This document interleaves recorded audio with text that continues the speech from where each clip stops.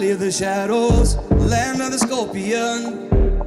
Stung by the darkness, swimming in all the poison.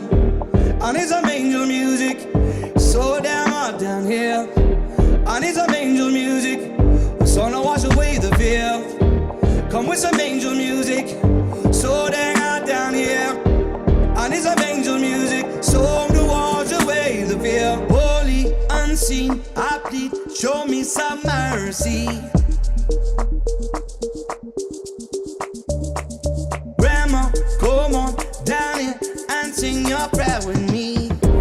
Cause I can shine like a raven if I get a little bit of sun. With a little bit of light, just a little bit of sun.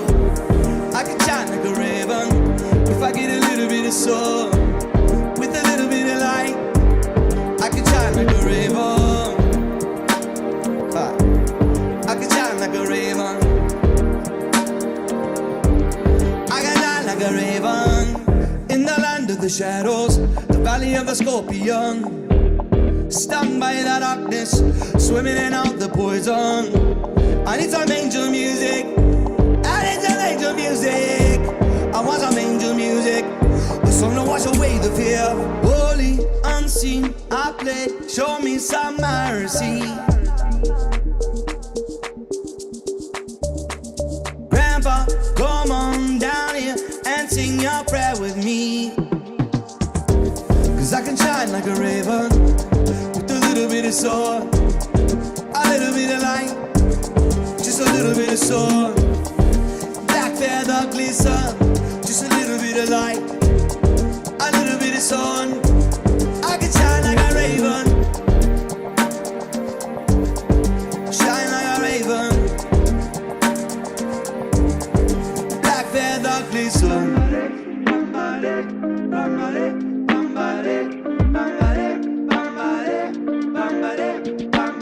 Pull me up from the Snake River. I want to be one. Pull me up from the Snake River. I want to know freedom. Oh,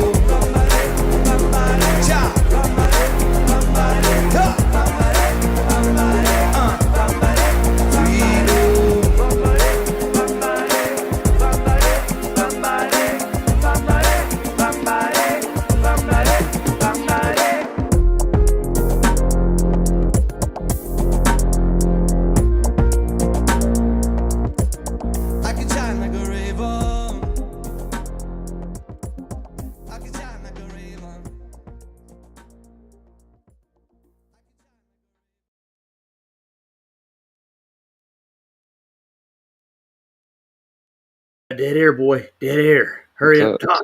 Not much. Talk. I spent the entire past 3 days digging into Foucault's pendulum.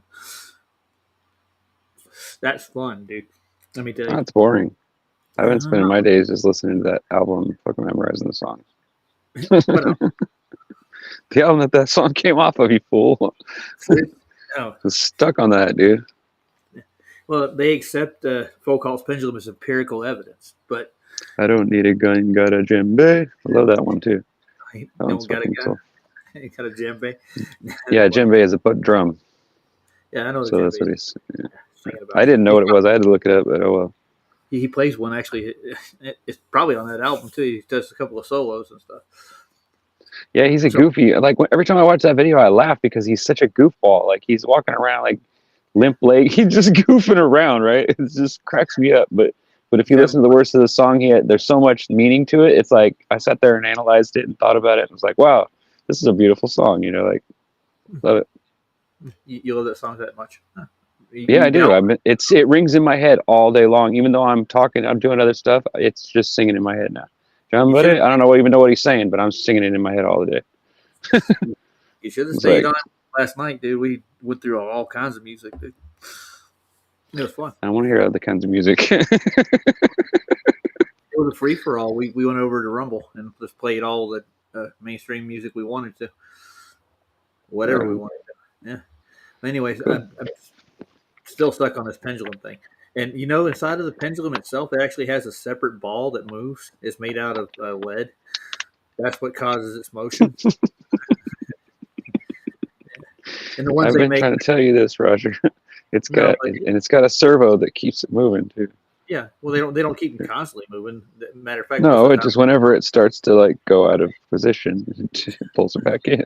I'm pretty sure that the tension rings actually deviate its curvature would be because obviously, as soon as you let it go, you'd have to let it go perfectly, or you'd have to just put it in there and just leave it perfectly centered, and then wait for it to start to move on its own.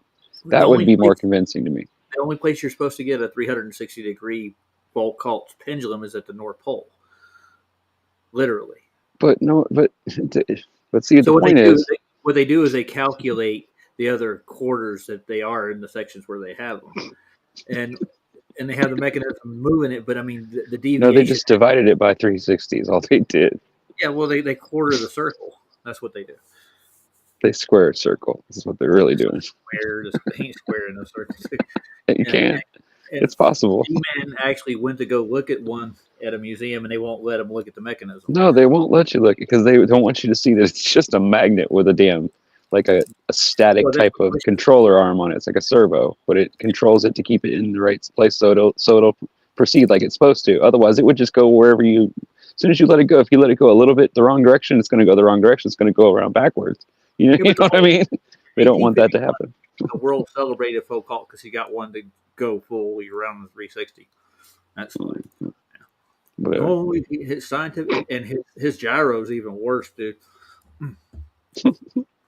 But he had MS, multiple sclerosis, so he was losing his scruples towards the end. He was losing his mind. That's what killed him. His marbles. Yeah. His marbles fell out. We fell into a pendulum. No, I think what happened was somebody took advantage of the fact that he was dying and then pinned that shit on him and made up a story. And it's been the same way ever since. He did all that shit. Nah, I doubt it. He went nuts. Yeah. Sure he did. He wasn't just some guy they just took the idea from, huh? Nah, no, it couldn't be. Put the elliptical plane down, but it has a bias because it has to gain momentum, so it does go up towards the edge. So it'll give it. Do you realize that most everything you ask, when you really narrow it down, you can't answer the question because there's no way to prove it's true? Well, no, they actually claim that it is empirical evidence that the Earth spins. That's what they say. But then Michelson-Morley Foucault, not Foucault, Aries, they proved that it's the stars that move. That's the only that's the observed observation. I would agree. Stars move, but what does that prove?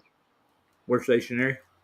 And they go back around at the same every year. They go right back where they were. So what? Foucault's pendulum. That proves that we're on a flat surface. Well, it doesn't prove. Or it could be the same. Yeah, could be. But the thing is that they do return to the same. So the idea of their Big Bang is what's in its motion and stuff. They just try to describe a fart. That's what a Big Bang is. It's describing a fart. Dude, the Big Bang is what they say it is now. They say it happened everywhere at once. Right. So, they'd have to say that because otherwise, because the way God made everything, it happened all at once. So the chicken, the rooster, the chicken, and the egg were all created at the same time. There is no people that touting for the Big Bang and having one singularity at one point in time at far, far reaches of our universe somewhere. They think it's where the great attractor is, wherever that is. I think the rooster is the answer to that question. Chicken or egg? No, rooster. No, but this is all going on. But I thought it would get Leo's uh, observation. Pull it out. The one with the tower cranes. You've seen his, right? He's going with their same idea that we're an inertial reference frame, and if we're the inertial reference frame, it would cause everything that hangs to swing, to deviate. Not a gravitational field. That's what Foucault's working with, the gravitational fields. But he does ascribe to east, southeast, and west, and north too. So they don't have that in the globe model. In particular, they've they have enhanced it more, and they've changed their theory on the Big Bang too. They'll keep changing this stuff, change the star motion to dark matter, all kinds of crap. Mr. Tahiti. Right. Oh yeah, more of that unprovable science that. Yeah, well, but they say that Foucault proved that the Earth spin. That's what they claim. They still claim it now. Can you prove that when you vote that it actually does anything? Can you prove that? Well, yeah, you pull a lever. I mean, can you prove anything really? Can you prove that the stuff they put in your food isn't poisoning you? No, you can't really prove that. But can you prove that it is? No, not necessarily either, right? It's like they say they are. They say there's in there, but everything is poison, dude. Right? I mean, there's poison in everything. Think about it. And I mean, they're trying. I don't think they're doing a mass extinction. Don't give me that excuse. Please don't give me that excuse where you say that, well, if you drink water enough, it'll kill you too. No, I don't want to hear that. No, because water, not normally, yeah. So what I'm saying, what they do is what their experimental synthetic foods and chemical and stuff cause diseases, and they treat those. That's what they do. That's what they're trying across the board. Right. And so it's either that way or it's just accidental, and they're just trying to supposedly help. But either way, it's still. I think the first case was either done out of malice or, What is that? Or was accidental. Someone's foot kicking something. He's driving his crane. That's Leo. Oh, he's putting his foot up. Flat Earth, not flat Earth Leo in a crane, but this is a level observer, the crane operator. This is the monster. And most of the people in this arena won't talk to Leo about it because he'll like shut you down. Like, are you going to tell me about Foucault's pendulum? Oh, pendulums. No, he's going to tell you no. Trust me. Once that thing gets whipping around, you're going to get out of this fucking way. You've been pulling apart NASA footage day one, dude. We're talking about anybody can pick it apart unless they've edited it again, and picked all that stuff out. If you play the original stuff, you'll see it. There's so much candy ass shit that's just not even funny. We'll dig into Foucault's pendulum too here in a minute, just to get a look at what they see and how they think. But this is what Leo says about it. Let's play it. You ready? Mm-hmm. Here comes Leo. Rawr. As an operator of tower cranes for over 20 years, whether it be saddles, luffers or PEDs, I know for a scientific fact the spinning globe Earth theory is actually impossible. I've only got to look out my window and the globe goes bye-bye, and there's not one single person on this earth that can refute me by providing a demonstration involving a pendulum that's at least 2 meters tall in height that would suggest that cranes and pendulums can be dead still on a spinning, wobbling, oscillating cannonball. I asked 7 years ago. Lots have tried. We've had all the globe faces have a go, and a few people from NASA. James Skipper being one of them. He came and had a go, former test engineer for the Gemini program and the moon landing, but James failed. At least he had a go with a pendulum. Simon Dan ran away. Conspiracy cats came in. When he was held accountable, i.e. to provide demonstrable science, he then lied and misrepresented me, got himself an instant block. So all of these globogandists online have had a go, but none of them have provided any real world science to refute me. Like I say, I've only got to look out the window and the globe goes bye-bye. I want to ask Rapture again, dude, do you think compasses point south to a magnetic pole? I just got to ask that question. You can answer in the chat. Even tower crane operators, foolish enough to think they live on a spinning ball. Any demonstration they'll come up with will prove the spinning globe Earth theory is ridiculous. Sorry guys. I only stand by the things that are demonstrably true. And as a result of that, no one on earth can refute me. And those things I stand by prove the globe is impossible. And because of that, I have hundreds of trolls How visit high the is channel, some minutes old. They set up accounts specifically to come and troll me, misrepresent me. They're so desperate now that they come in pretending to be flat earthers, but expose themselves by misrepresenting, waffling crap, acting crazy, all trying to make us, the people who stand by demonstrable truth, look silly.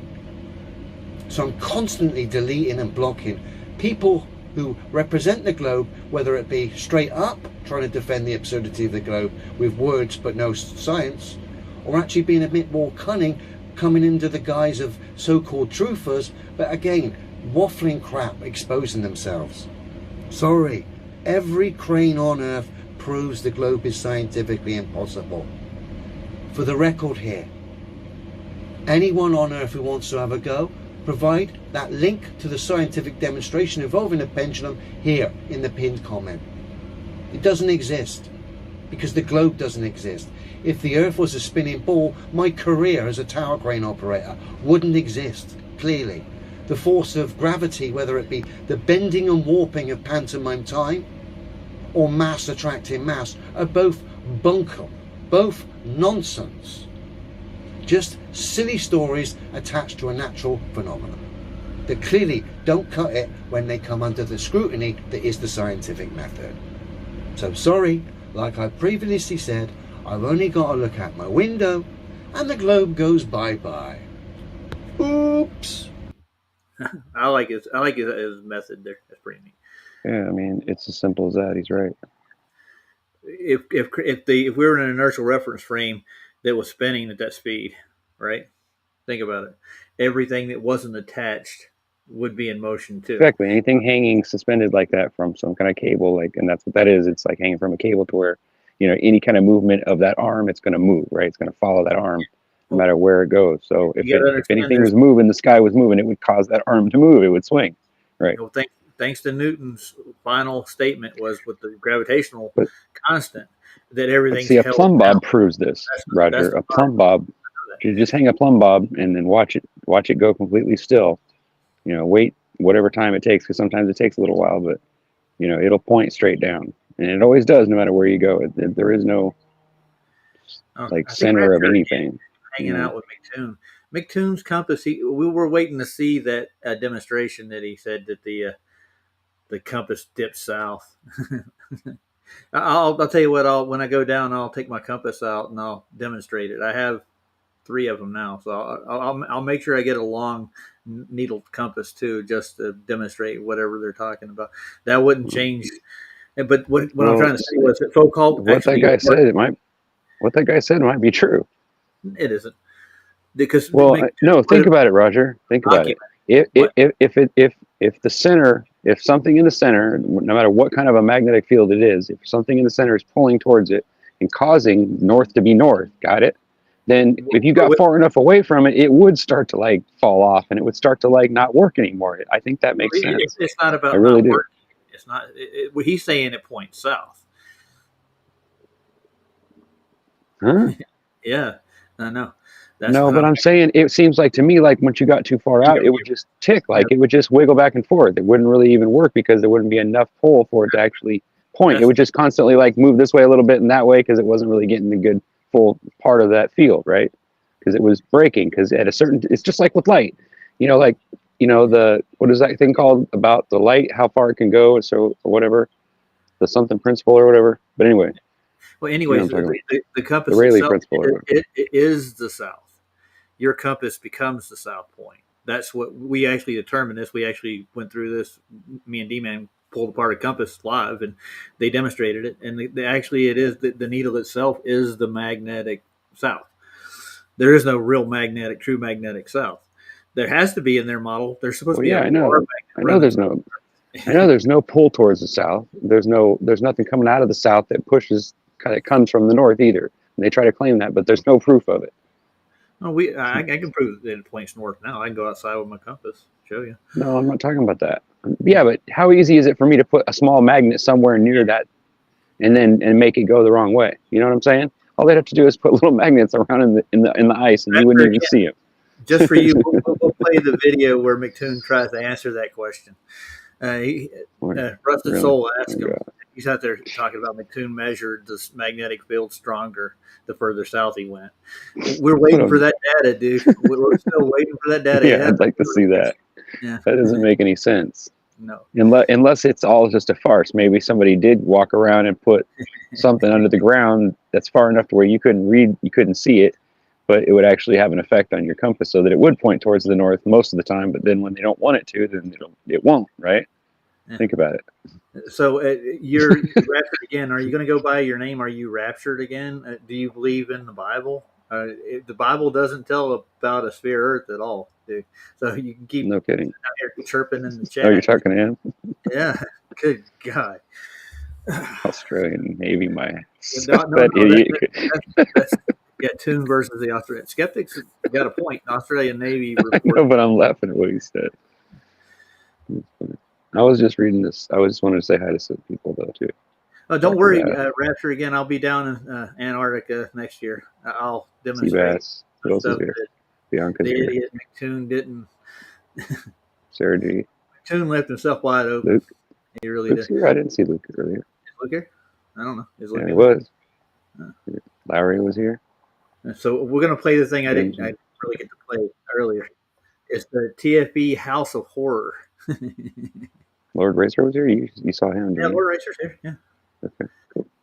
This is Rusted Soul went over and questioned these. Well, Skeptic did say hi to me. I didn't even see it till just now. Sorry, guys. You should say hi back. I can't. I'm doing it now, but I'm saying I wasn't earlier because I can't write in there. So. Hey, Cubby. What's up, dudes? I know. What's up, Cubby? I'm waiting for that. I'm waiting for that tech guy to come over and give me a foucault pendulums demonstration right quick. He ain't showed up yet, so. He said he was going to come over. Yeah. Cubby, you still there? He went silent. Yeah, I was walking in the other room. Sorry. Are you walking in the room with the ceiling? Yeah. Dude, go ahead. I got to mute for a second. Okay. Yeah, they're giving you crap about everything, dude. They can't argue with you, so they're going to make fun of you. That's all it is. I think there's a word for it. It's a Latin word. It means to attack the man. Ad hominem. I like that. What's it?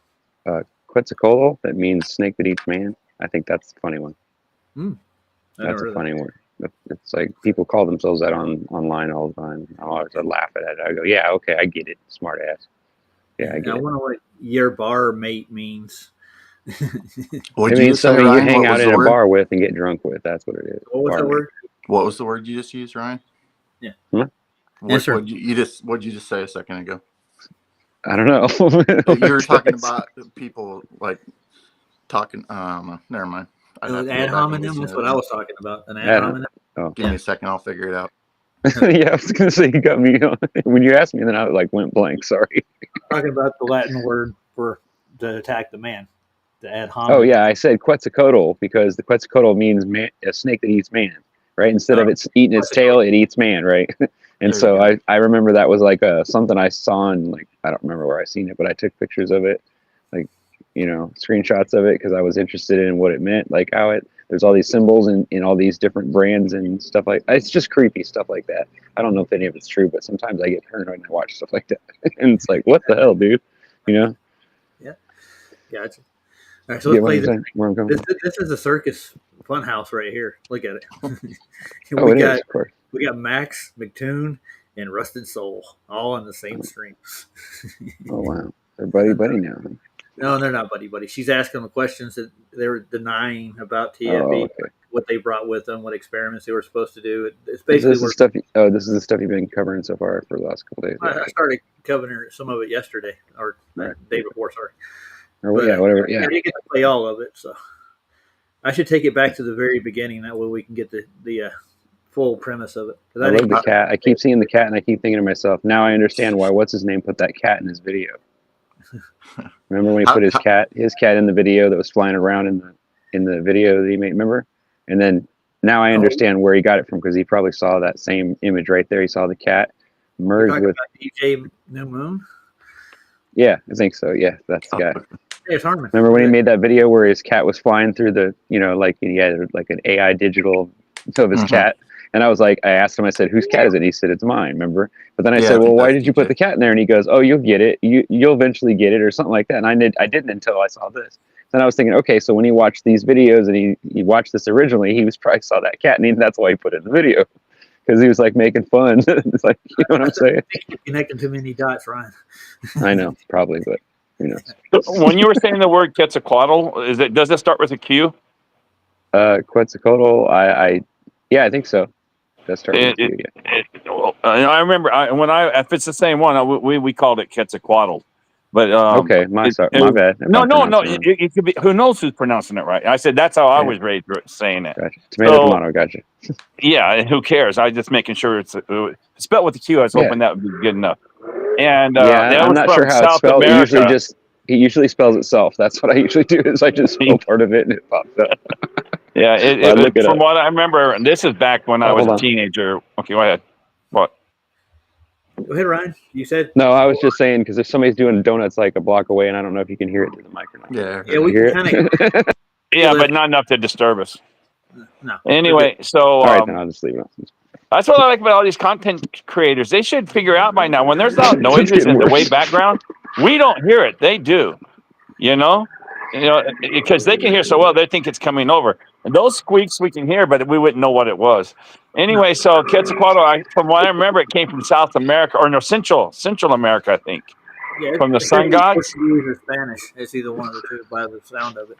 Yeah. He's not going to have any power left if he keeps it up, dude. Jesus Christ. And it's going to become the show, isn't it, Ryan? I definitely hear you that. and the boy Yes. I'm saying, dude. Well, I tell you what, go away from him. Go back in the house. Call the cops. Right, and then my wife will say, "Why are you online at 9 and 10 o'clock at night?" Well, then you'd be right there with a monkey cat pat. What are you doing? Well, then I'd have to go in the garage, and then the fan would piss you guys off. So stop. You should just tell her, "Hey, at least I'm here."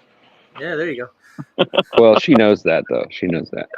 Actually, she made me leave today. She gave me money just so I'd leave. She goes, "Just get out of the house, you fucking bum. You never leave." You gotta love a wife like that. No, she's good to me. She really is. She's supposed to be rotten, like it because you can joke around. When you can joke, it's good. Spoiled. Yeah, you know how it is. Okay. Yeah, that's awesome. You ready to go to the fun house, Harmon? You ready? Well, fun house. Oh, this stuff. Fun house here. Okay, go ahead. It always is, you know. I like 2 lives at once. I don't know how this works. It was like my third time doing a live. So, it says end stream. So I'm guessing that we're streaming. Let me look on the YouTubes really quick. Just make sure. Is this Rusted Souls? Talking a bunch. Yeah, I watched that. Yeah. You watched this live? I didn't get to see it live. Yeah, it was good. Yeah, thanks for. That's what I wanted to look at. Joining me. Sorry, I always miss it too. I don't know if this is. Come on, get it together, lady. Live. Scott's tripping on the thumbnail. That I'm live, but it's from my account. Huh. Let's see. It says it's on YouTube. I think you are live. View on YouTube. Oh, here we go. Come on, Roger. Fast forward. Jesus. Oh, fuck. Oh, all right. Never mind. I see it. I hope my first live stream doesn't sound that retarded. Well, you were there. Sorry, guys. I'm like here that I put together. Please don't bring me into this. It's really good. This is a good one. Determine if the app is using GPS to find his elevation or a barometer sensor. It's probably a barometer sensor. We'll show a close up of in the here in a minute. It'll get into that. So just so you know what we're talking about, there's a scene in his whatchamacallit, in his live stream that he did where he showed his phone to prove I forgot that was in there. I was going to put that in there later, but that's you can see that. That's me in Antarctica. There's the coordinates. It's that easy. I'll pause it here. So notice the coordinates says 2270, right? He's moving it and it's moving around. He's like, look, it's proof. And then I'll read them to you here. Now watch. Oh, here, whatever. I did a tiny bit. It jumps up to 233. Like his elevation. He's literally just standing there. There's the coordinates. 280 or 228. I'll read them to you here. 2330, it jumps, and he's standing still. So is he on a fucking magic broom, or like, is that a drone? What's going on here? You know, like, Yeah, so, MC2 and the magic flying with Probably a changing recording of elevation him while somewhere standing else. still. exactly. But you know, the globe will ad hoc and say, oh, you know, the barometer sensor is weak because it's like subject to magnetic forces, that this can affect like the pressure reading. But yeah, it should show that gradual change, the gradual differentials in the pressure reading if it were due to some kind of components inside of the phone creating some kind of electromagnetic effect. We know for a fact Wouldn't it be easy to jumping just 60 record feet would be it and then play reflecting the video? a serious pressure difference. I don't know. Yeah. Exactly. So yeah, that an immediate jump of I don't know what 60 you're trying to feet get with, but when you're already at, you know, 2,300 feet elevation. Fucked up reading over and over again. Yeah, and I think he's yeah, either your barometer sensor is damaged or the GPS tracking. Well, we don't know what app it is, you know? We don't know if the app is using GPS to determine elevation or a barometer, which would be an altimeter, That is a good which point. is just measuring atmospheric pressure relative to, you know, some kind of chamber inside of the phone. Most apps The difference in pressure between probably use the inside of the chamber. longitude and latitude and give you your elevation that way. That's what I would think. You know, if you had a barometer, and some of those iPhones do, I have one in mine that actually gives you elevation. So Burn the outside. Yeah, and it's funny because if you notice his face, I think that underneath his little earmuffs, he's got like earpieces in, and someone told him like, shut it down, pull the phone away, because he pulls it away and then he like kind of like stalls for a minute and like, you know, reads off some stuff and reads off the 2330 number and puts it back. And when he puts the phone back, it goes up another 20 feet. So here, I'll play it so you can watch. Yeah, the most drastic difference between lowest and highest, 2270 to 2350, that's 80 feet difference. Yeah, reflected by the sensor. We don't know if it's a GPS or a barometer, so 79 degrees, 40. Out and tell us what this app is actually, what app he actually used, so we could find out what it was doing to determine his elevation. Yeah, exactly. So here, I'll play the rest. 4 minutes, 24 seconds. Basically, south. he's lying his ass off. Yeah. 82 degrees, 48 minutes, 21 seconds west. Antarctica. I can't wait till you go there, Roger. It's going to be so exciting. 2330. I'm going to tell you. Okay, again. 2330 already jumped to 235. Wow. Yeah, he said 2330, and then it jumped 20 feet. Yeah. Which, like, okay, your phone Holy shifts shit, a did that just few happen? inches, reflecting 20 feet of. That really did happen. They jumped like 25 feet in elevation. Yeah, there's something fishy. If it was based on GPS, I would say that'd be normal because sometimes it does that and then it always goes back. Because the other day I was going somewhere and trying to find someone's house and it all of a sudden just rerouted me in the middle of the thing for no reason. I was like, we're talking about elevation, not your route. I know, but it reads it the same way. It triangulates the same way or trilaterate, whatever it is that it does. Yeah, but does it give you your elevation? That's the question. It can, if the towers, because if you measure it from where the tower is and the height of the tower, then you can get an elevation. Yes, absolutely.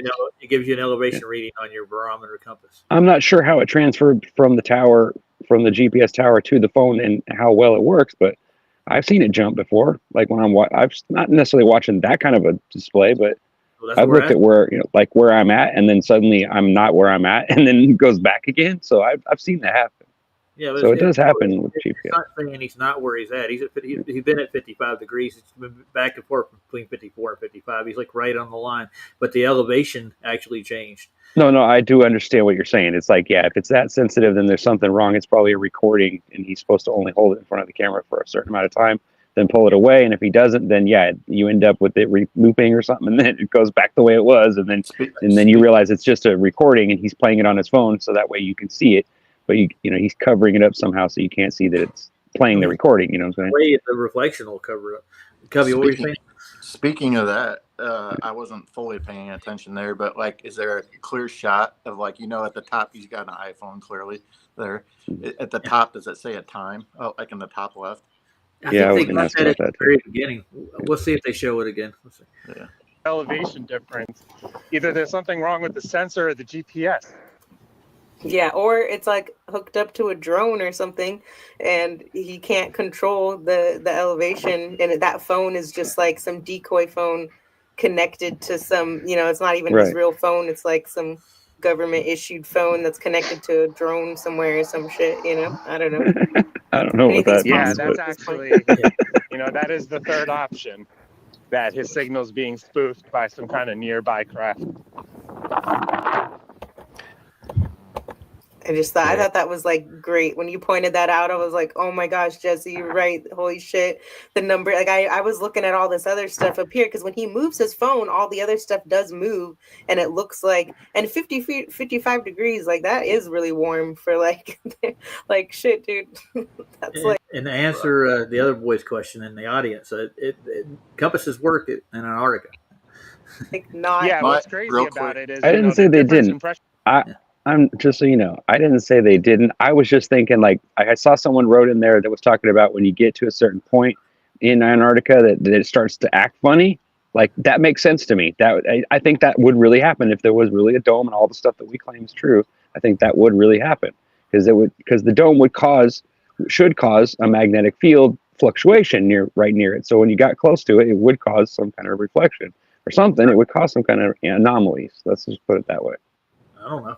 But I've seen people in Antarctica use compasses. And what do you want to say, sir? I was gonna say I've asked other people this before, and I haven't watched all the footage of this stuff. But it's like, Mhm. has anybody seen it? Where so basically right now, like he could click the side button on his phone, click it back on, and give you date and time.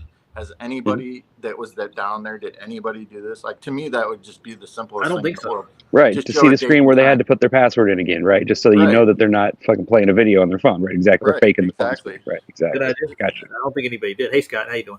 Yeah, I Well, don't make think sure so when you either. go down there, you need to start listening to stuff down, Roger, so that way you can make sure that you follow it, make sure you actually show it, so that way you get everybody's goat. That way, All right. everybody that talked to you and asked you questions about it, because you got to figure that's probably what happened when those fuckers went, right? They had a Yeah. whole bunch of people that were telling them, do this, do that, let's find out if this is true. And then once they realized that they weren't going to get any information because they weren't really going, or something was wrong, right? Then they even knew that it wasn't happening, right? So you got to realize that, and you could probably get information through that, Hey Ryan, knowing that, right? did you ask AI if they actually went down there? There you go.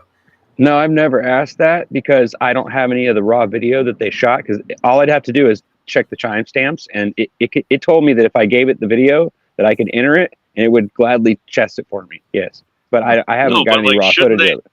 shouldn't they have like an opinion? Like the AI have an opinion? Yeah, but They won't. Well, they won't give you an opinion until they analyze the video, and that's the only thing I'm going to ask it to do. Because I mean, I don't really need to. I already understand that there's lies involved.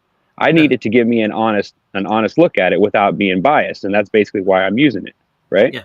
Well, I can get you McKeegan's. I give it parameters and it follows them. It's that simple. See what I'm saying? If I don't want it to work, I can control that. That's what I like about AI, because then you can manipulate the situation and find out how it changes and how it affects people. See what I'm saying? Get what I'm saying? That's what this is really about. Question one more time, Ryan, if you're actually listening. Use your ears, not your mouth. Okay, you ready? All right. Sorry. I can get you McKeegan's raw footage right now. Could you put it through the analyst? Could you analyze? All I need is a clip of it. Like, give me like 5-minute clip, because I don't have time for all that download just crap. You know what I'm saying? It doesn't have to be long. Ryan, can't you just I was gonna do it. clip it? Yeah, clip it. Yeah. Go to McKeegan's website. He has his time lapse. Well, what I was gonna do is I was gonna make a video where I was gonna demonstrate. Right? I was gonna actually analyze videos of mine that I've made that I know I haven't done anything to. They're just literally been saved on my phone in different files, right? And download them and then say, okay, has this been manipulated, right? To see, and if it doesn't say that there's not, and test a bunch of videos that I know haven't been, right? Then I know at least that it's working right. Then I want to test it. I don't want to just do it where I set it up to where you're just going to only get to see that one screen where I tested it, so that way I can be lying to you. No, I'm not going to do it that way. Got what I'm saying? I want you to be able to see it for yourself. So when you test it yourself, you're going to go, oh shit, he's right. It does do that, right? See what I'm saying? Yeah, I want you to fucking wake up when you do the experiment. I don't want you to be some asshole that goes, well, wait a minute, it didn't work for me. Why? What? No, I'm not going to do that. That doesn't make sense, right? I want to make sure that you understand exactly what we're doing and how we're figuring it out and how we can nail it down that this is what it's doing, right? Get what I'm saying? Dirty ketchup. I'm sorry. I don't mean to. In my personal opinion, I have no trust in AI. I think it just confirms your biases for one. Yeah. Well, no, And two, I agree. whoever made up the software is clearly going to be on the Globe side, like Google or any of those type of things. Like that's just my opinion.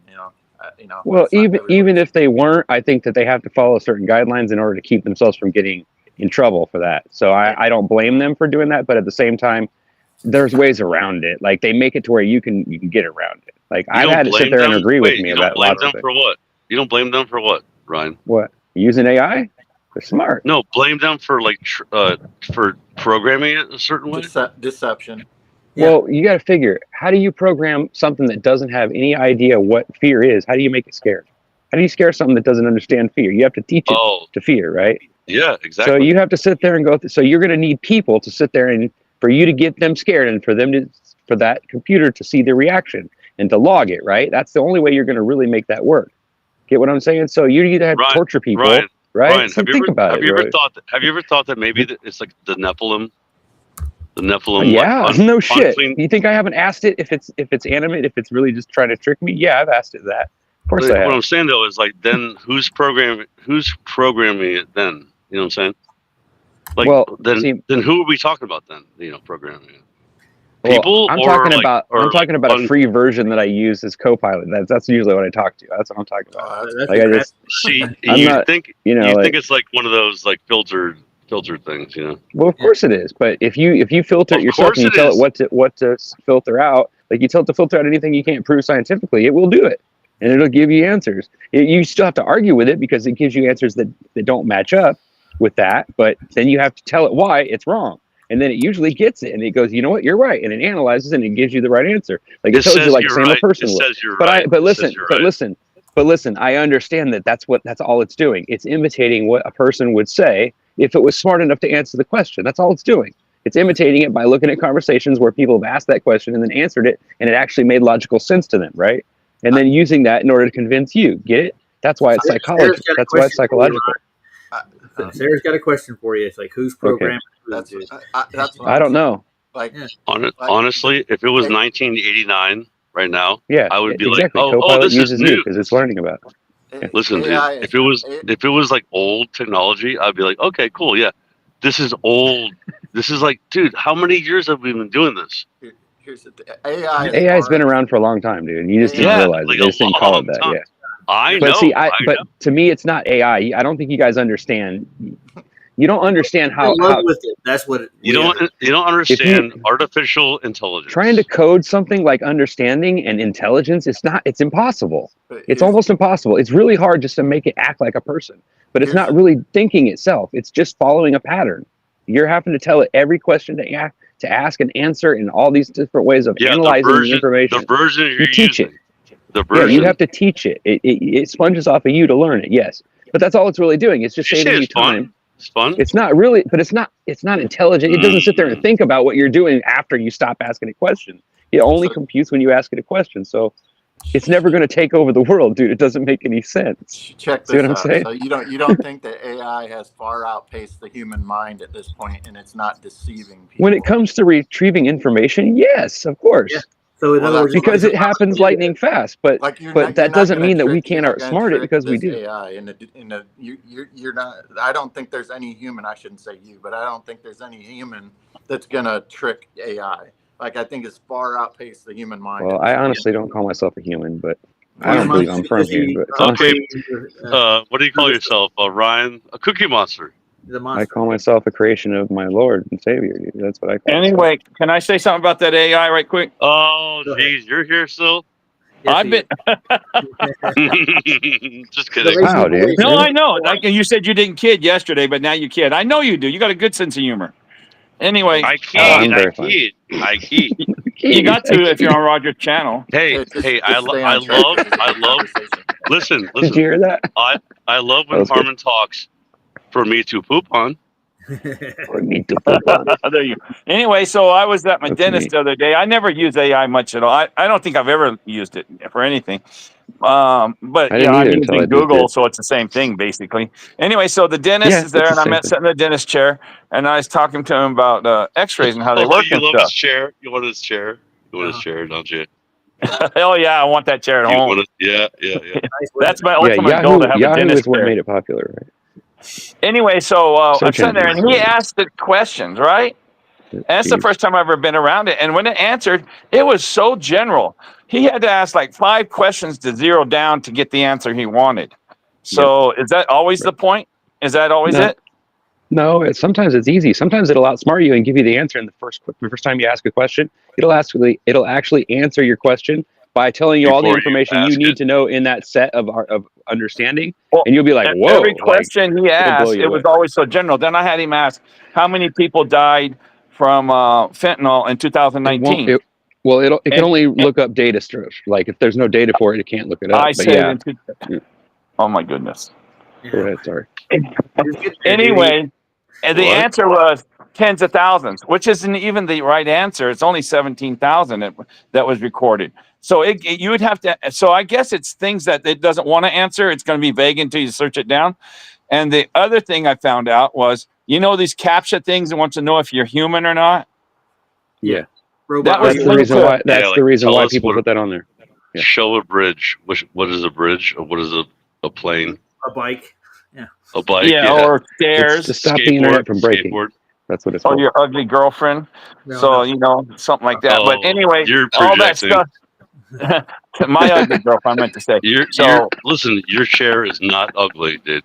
Your chair is not ugly.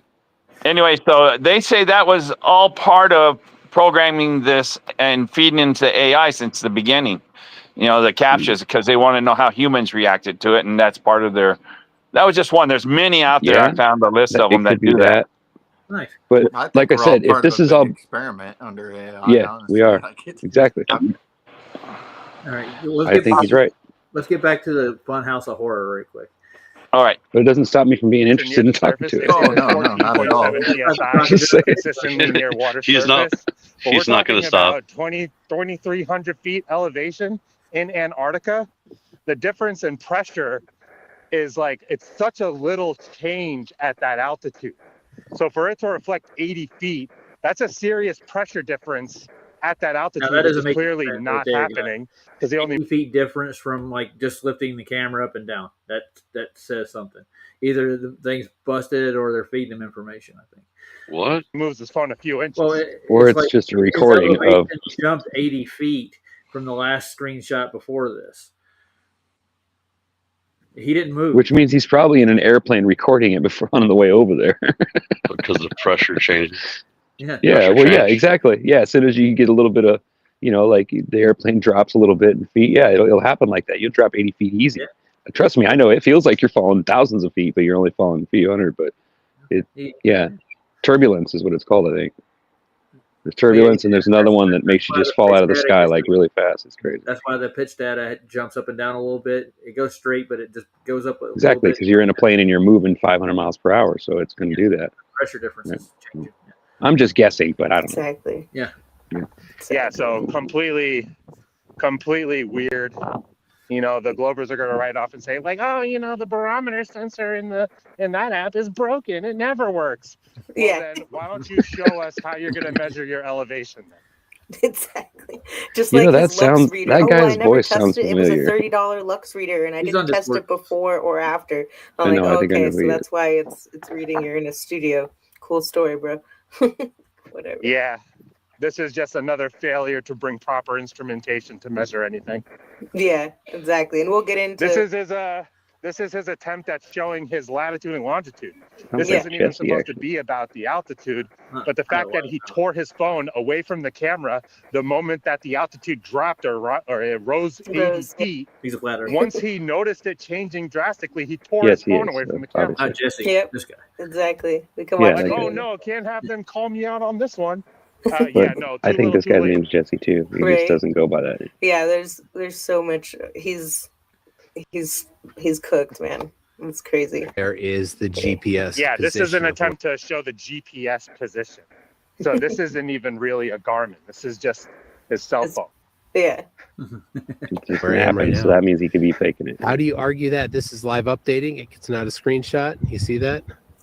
Yep, live updating. He has to call it out. Like, he automatically calls it out, like exactly what he's doing wrong. Like, he just tilts the phone a tiny bit. It went from 70 to 50 something. That's how liars do it. They'll tell you. They'll tell you why there's 10 degrees. Yeah, I mean, don't go that fast. Like, I get it. Like, the top part looks believable with the fact that he jumped 80 feet, like while standing here. I'm like, what do you want, a magic fucking? That's where the whole, magic broomstick came into my mind. I'm like, oh, it's perfect for in time for Halloween. This is great. That's pretty cool. We'll keep going here. What up now? What up now? What's up now? But it's real. It's got to be real. There's a video of it on my channel, so I have to be here right now. If you guys don't remember me, I would totally work for ALE. I was here the whole time. So here I got proof of 24-hour sun in Ohio. It's on my channel. It's video. You can't tell me it's not real. This is the Antarctica sun right Finally, here. somebody making and I'm not fun even of it. like, obviously I'm not good at this. I'm terrible at this. Look, it's even making a football like it's not supposed to. Exactly. I got the football. Then it just jumped back up again. Yeah, definitely due to artifacts. Football sun is because of artifacts, guys. Exactly. Yeah, it was an I had accident. to do it because I was like, all right, I know I suck at like any of this stuff, but if someone like me who sucks and just used iMovie and put this together, imagine somebody with Mass's budget, like what we're dealing with. You know what I mean? I get nervous. Oh, there we are. Yeah, yours is actually more believable than theirs. Which is really bad because this is my first attempt at like doing any kind of green screen anything. It's awful. Isn't it odd how whenever I take a break, easy to something do. always Literally no effort to superimpose the sun into any type of video. I've done it with After Effects. It's like super easy. Yeah, and imagine somebody who actually knows what they're doing, what they can do. You know what I mean? Like, this is just me being a complete noob. Like, okay, whatever. They say, like, oh, I have it on my channel. That's proof.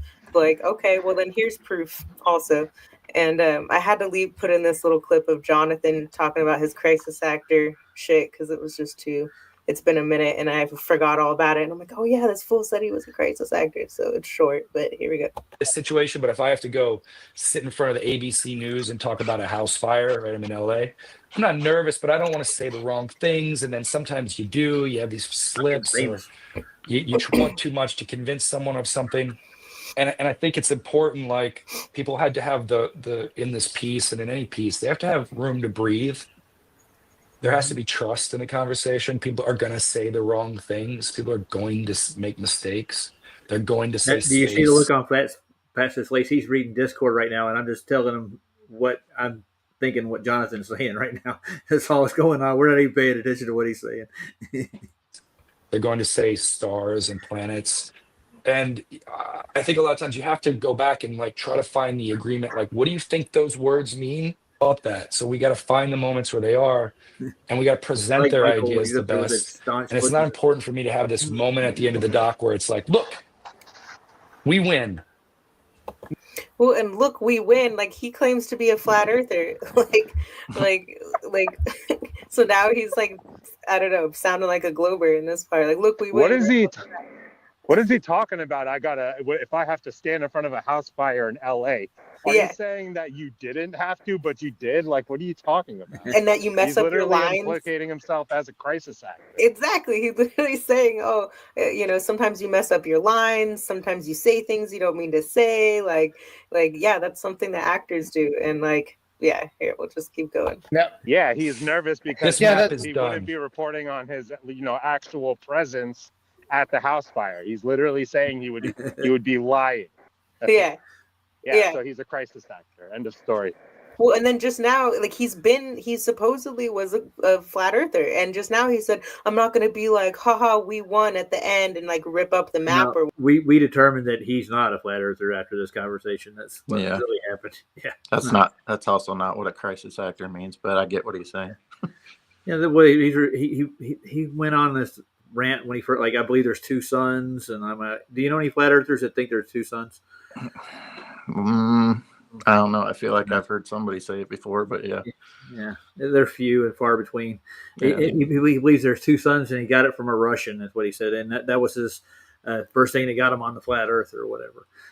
I don't think that this guy's a flat earther, but I'm pretty sure I've heard other flat earthers say that about the two sun thing before. Yeah. But nonetheless. Yeah, I know what you're saying, but I mean that's not. I've not heard it. I've been like brought up in conversation. I meet a flat earther, like, oh, there's two suns. That's not the first thing that comes up. That's the first thing he brought up when he got on. Yeah, okay, thanks, dude.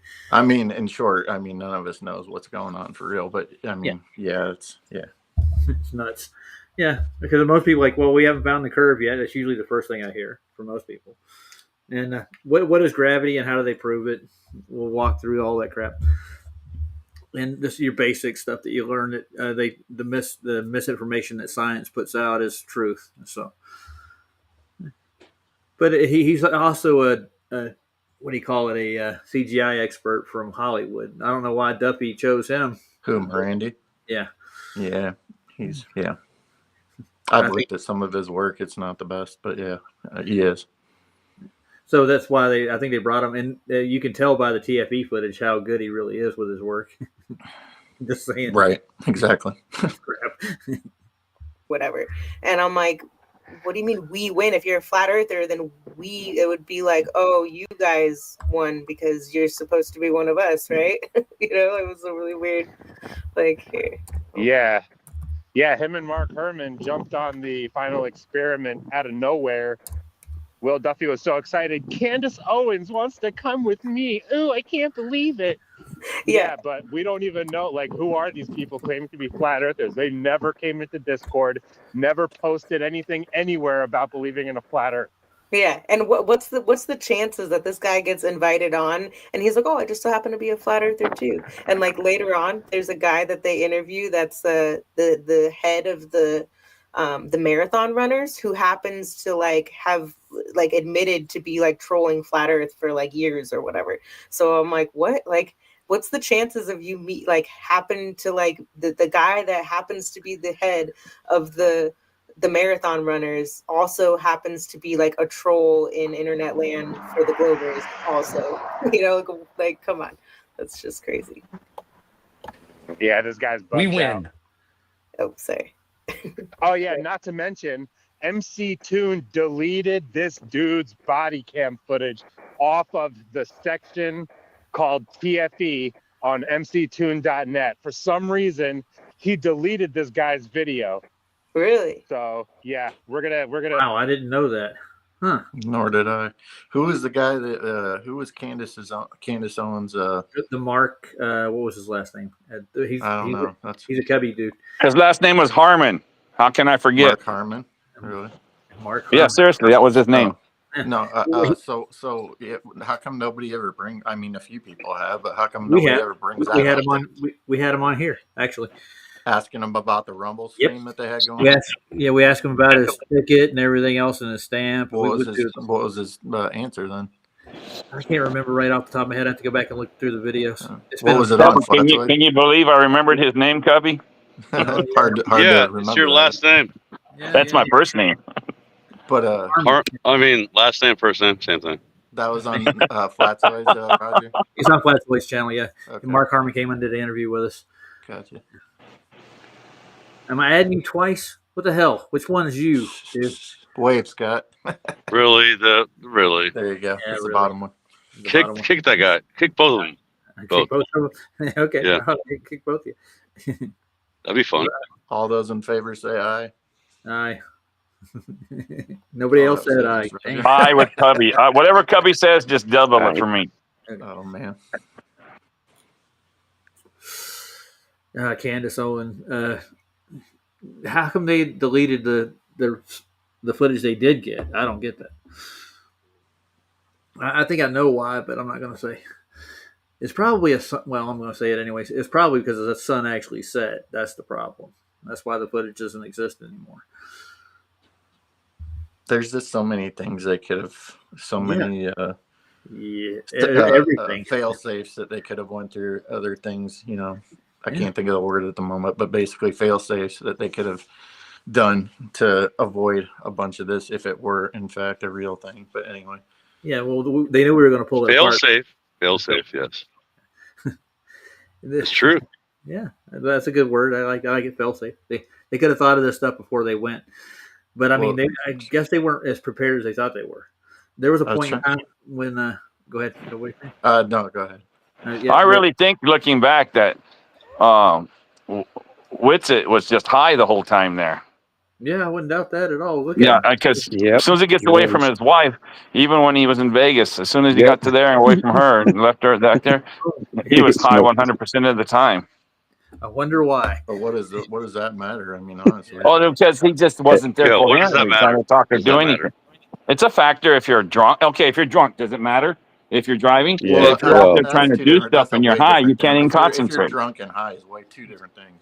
I don't know. I'm Dude, always high, so I don't know. They flew him down there. He snuggled. I'm not saying he's high on marijuana. Listen, he snuggled with Okay, I see. Jaron.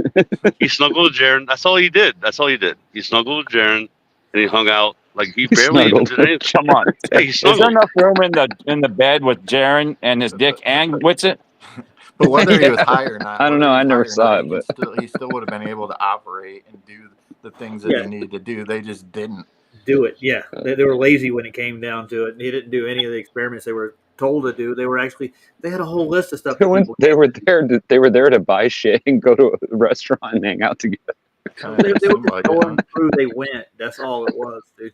They took a trip. Yeah. They were in Buenos Aires, as far as I can tell. I can't guarantee they were in Antarctica at all. I can't find. I don't know if I believe any of it, but if I was going to believe any of it, it would probably be pretty much the same thing, right? That they probably did go up there, but they just didn't actually, go to the place they said they did. They just took video of somebody else's and then patched it. We think that McToon and Duffy did. Previous year went down and got raw footage that they paced together with the rest of this stuff. Wait, which McToon?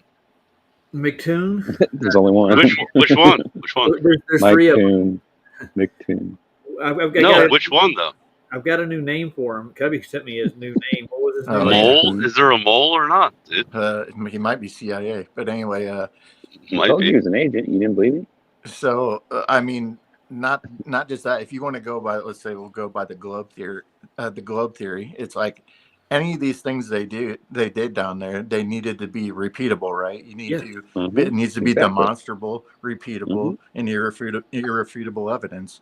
And none of those things happen. So it's like if we're just going by, how the Globers always yell at us, it's just like you go do your own test, and then somebody does a test, and it's like, oh, you got to repeat it for it to be a real experiment and all that. It's just, so, if you're going by their logic, you guys failed your own logic.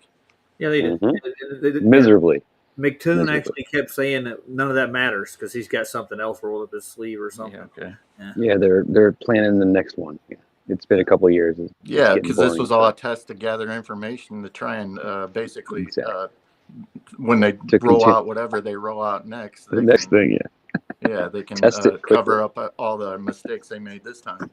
Yeah. But they already fucked up, so we're watching. Update on the balloon launch. They found it, got it recovered, and now they're doing the data. Yeah, we're waiting for that data. Come on. Yeah. So, well, it's not. You just don't sit there and get it and put it on. Come on, man. It's like when you go to Antarctica. There's going to be a lot of things you got to do. You can't just do it. It doesn't happen magically, right? No, it's not going to happen magically. I'm going to get down there first, and hopefully I'm going to get a job down there for at least a month during the season. I think it'll cut a lot of the cost out of it if I do. It's like CSI. Everybody watches that and think they'll send their DNA in, and before the hour's up, they get it back and they've solved the case. So what if you have to? What if you have to sign an NDA or anything? I hope not. What if I told him that. I asked him about that. Yeah. I told him, I said, I bet you that they'll make you sign one where it's certain things you just can't talk about. But I'm just saying. Yeah, I'd be willing to bet everybody has to sign an NDA to work down there for sure. Well, I'll be smuggling it out then. Well, when it comes to like your job details, yeah, but not if you're like walking outside of the area and all that and you're doing your own stuff. I don't think they're going to care about that. But I know do. that when it comes to your job, I think they will too, but they're going to have to fake it like as if they don't really want to. That way, otherwise you get too suspicious. You know what I mean? Like most people. If you I go have down, a feeling he's not going to be the first one to do this. My feeling is that no matter what, they're searched, they're like that, and they're told what they not to say. So he's going to have to go through that stuff too. So that's what if it's keeping the secret this long, they've got to have procedures. Yeah, but do I really want to see Roger lose his freedom over it? No, like. I don't want to see him. I don't want, because if they ask him to do that, and he might have to do that, and he might not be able to tell us. So, I mean, I'm already looking forward to that. I'm not going to get mad about it. Think about the testimony from Robert Shortman and even Jesus Freak Computer Geek. He says he never saw a sunset during the solstice. I mean, he never saw the sun in the sky during the solstice. So there are people who testified to this already. Word of mouth. They didn't video it. And this is the difference between what I'm doing and what they did. They worked down there. Right. Yeah. We're just wanting to show that it is or it isn't what it is. I bet you there's a way they're not going to let you. That's just my opinion. That's what I said too. Well, same thing I said. I said somebody's going to try to booby trap it. No, the people working there, whoever the head honcho, who's ever in charge down there definitely is working for the government 100%. And so don't tell me they have people in charge down there there's been 100 of you or maybe 1,000 of you go down there, then they're not going to let it go. That's just, but I'm so all for you going, I just. It's not to dissuade you from doing anything. Yeah, the more the struggle, the more it's going to make them look bad, I think, if they fight me over it. I guess basically the reason why some of us ask these questions is just kind of like, well, I'm sure you're aware of it, but just to have maybe a plan B or just to think of these things. Yeah. Right. Gotcha. Be prepared for everything. And like Roger, I'll tell you 100 times before you go, if you go and they give you that hard time and you can't do it, just sit there and enjoy what you got, just enjoy your time there. Yeah. If you can't do what you can, don't stress on it. I'll actually be working for the logistics company. Right. And the one that's down there, the one that this government run. So it's right, definitely. Yeah. And the jobs I've applied for are like a mechanic. They call them shed tool workers. Right, you're the saddle board. You talked about it, where you keep tool control. You work in the tool crib, yeah. Yeah, that's what I'll be doing. Yeah. And we had that in the military, that's for sure. Yeah, it's not that bad, actually. It's boring, but it ain't that bad of a job. But it'll give me opportunity to do a live stream or a video, at least during the solstice, I think. They're just checking in and checking out equipment through you. Yeah. No, I'm not going to advertise. Look, I'm over here doing a 24-hour live stream. Hey. No. That'll be a bad move on my part. There's going to be people there already. You just stick it up on the roof of the building and you just do the test while you're inside there doing your job. Just let it run. The only thing I'd say with working in the tool crib, and this is just from military experience, is that you're dealing with serial numbers, and if one of those is wrong, that comes back on you. So I just make sure that you always have them numbers right. Cool. Yeah, that's a good. Thanks for in that situation. What I'll do is I'll just take a picture of every serial number and I can look it up. I mean, whatever you need. Yeah. Yeah. Smart. Yeah. Well, thanks for the info. That reminds me of a prison story with the tools. The maintenance guy lost his screwdriver with a 7 or 8 inch screwdriver, and we shut down the whole prison because until it's found, you can't let inmates go out about. You have to feed them in the cell and everything. So for 4 days, we're searching everywhere we can search. And so you got to let them up sometimes. So we let them up. Within 10 minutes, this guy comes through and is right behind his ear, through his jaw, and out his mouth. He comes screaming out there. He rips it out, blood squirting everywhere. Then he starts chasing the inmate who stabbed him. Ooh. Nice. And everybody's hollering at the gunner, shoot him, shoot him, shoot him. Yeah. That was one of the wilder ones. So it's crazy. You were going through a bunch of inmate cells looking for a tool. They're keister. I've heard some stories. Oh yeah, you're trying to find it everywhere. It was. They lost it on the roof working on the air conditioning units, and when the guy, the free staff, goes back to put all those tools up, they have to mint shadow board. Yeah. And there was one missing. And so you lock down the whole prison until you find that weapon.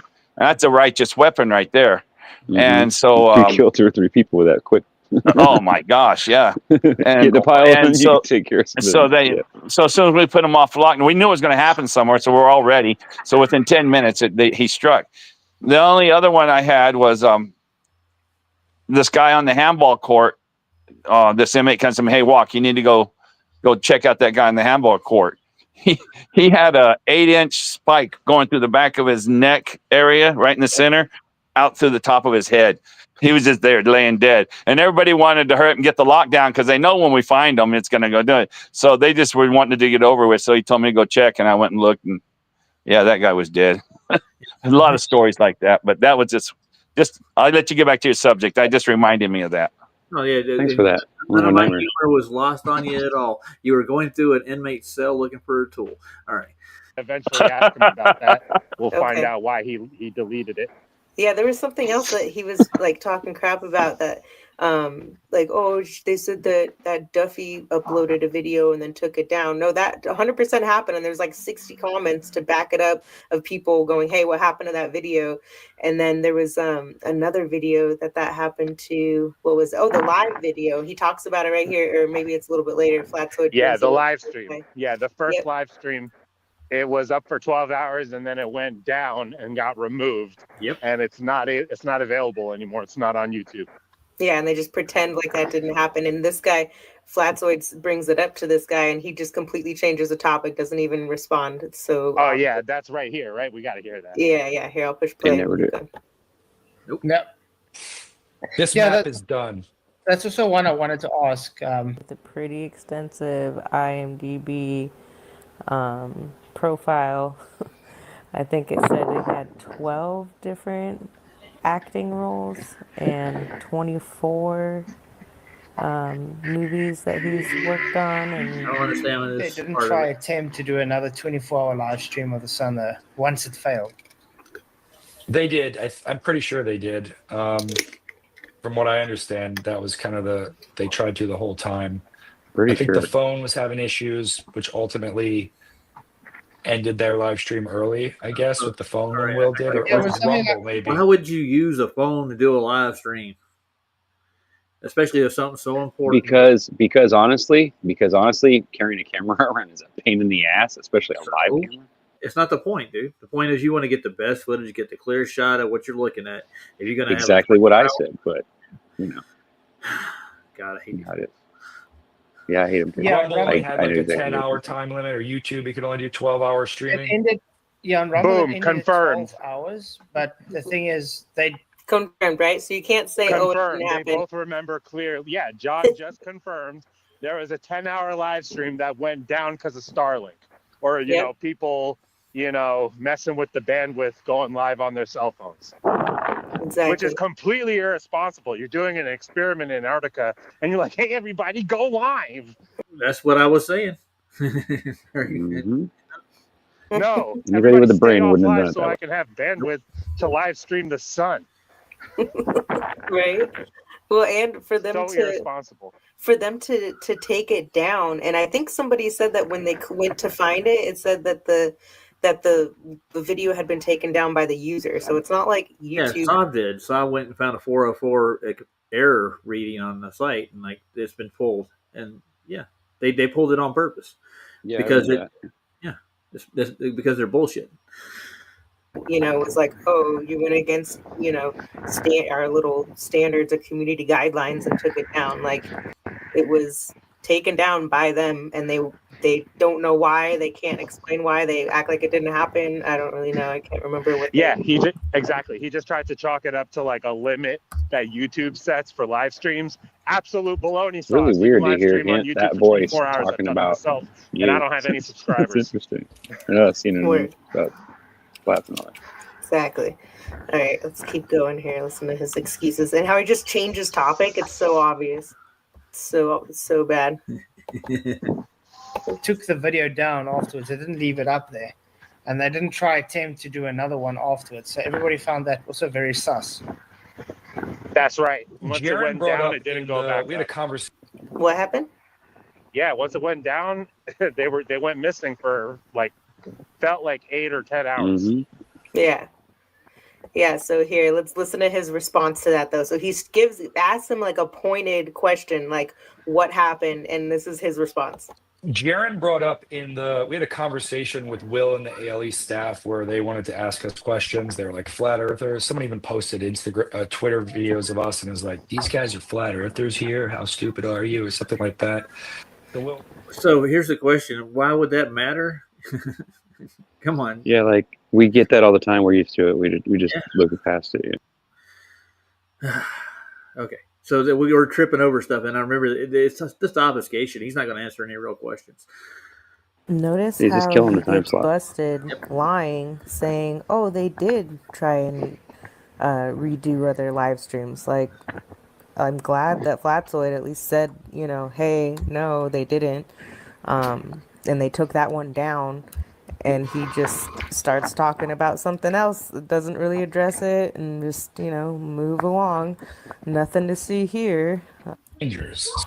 Why didn't you suggest all of Oh, these God. when Dune was going around the Flat Earth Discord? Oh my God. What is his what they name? would Why does he accept? talk like this? Oh Thinking my about God. bringing Like a he different. wasn't there. This dude has no idea that everybody told him exactly what he should That's the bring. fakest Why ass didn't voice I you ever heard. suggest what to bring? Dirty. Well, actually, we did. Why does It's Max so always look like badly he's done. got like I one know, of and those like for AirPods me on? personally, like, All right, what were you saying, Gubby? I said, why does Max always look like he's got a permanent human spacesuit on? No kidding, right? I think he's a crab in a human suit. That's what I really think. He's like one of those aliens from Men in Black. Oh man, that was worth the laugh. It's like, Ryan, yeah, All when right. you see the dog and Good all of a night, sudden it guys. talks like that, you're like, Hi, Harmon. Clear, man. bye, Harmon.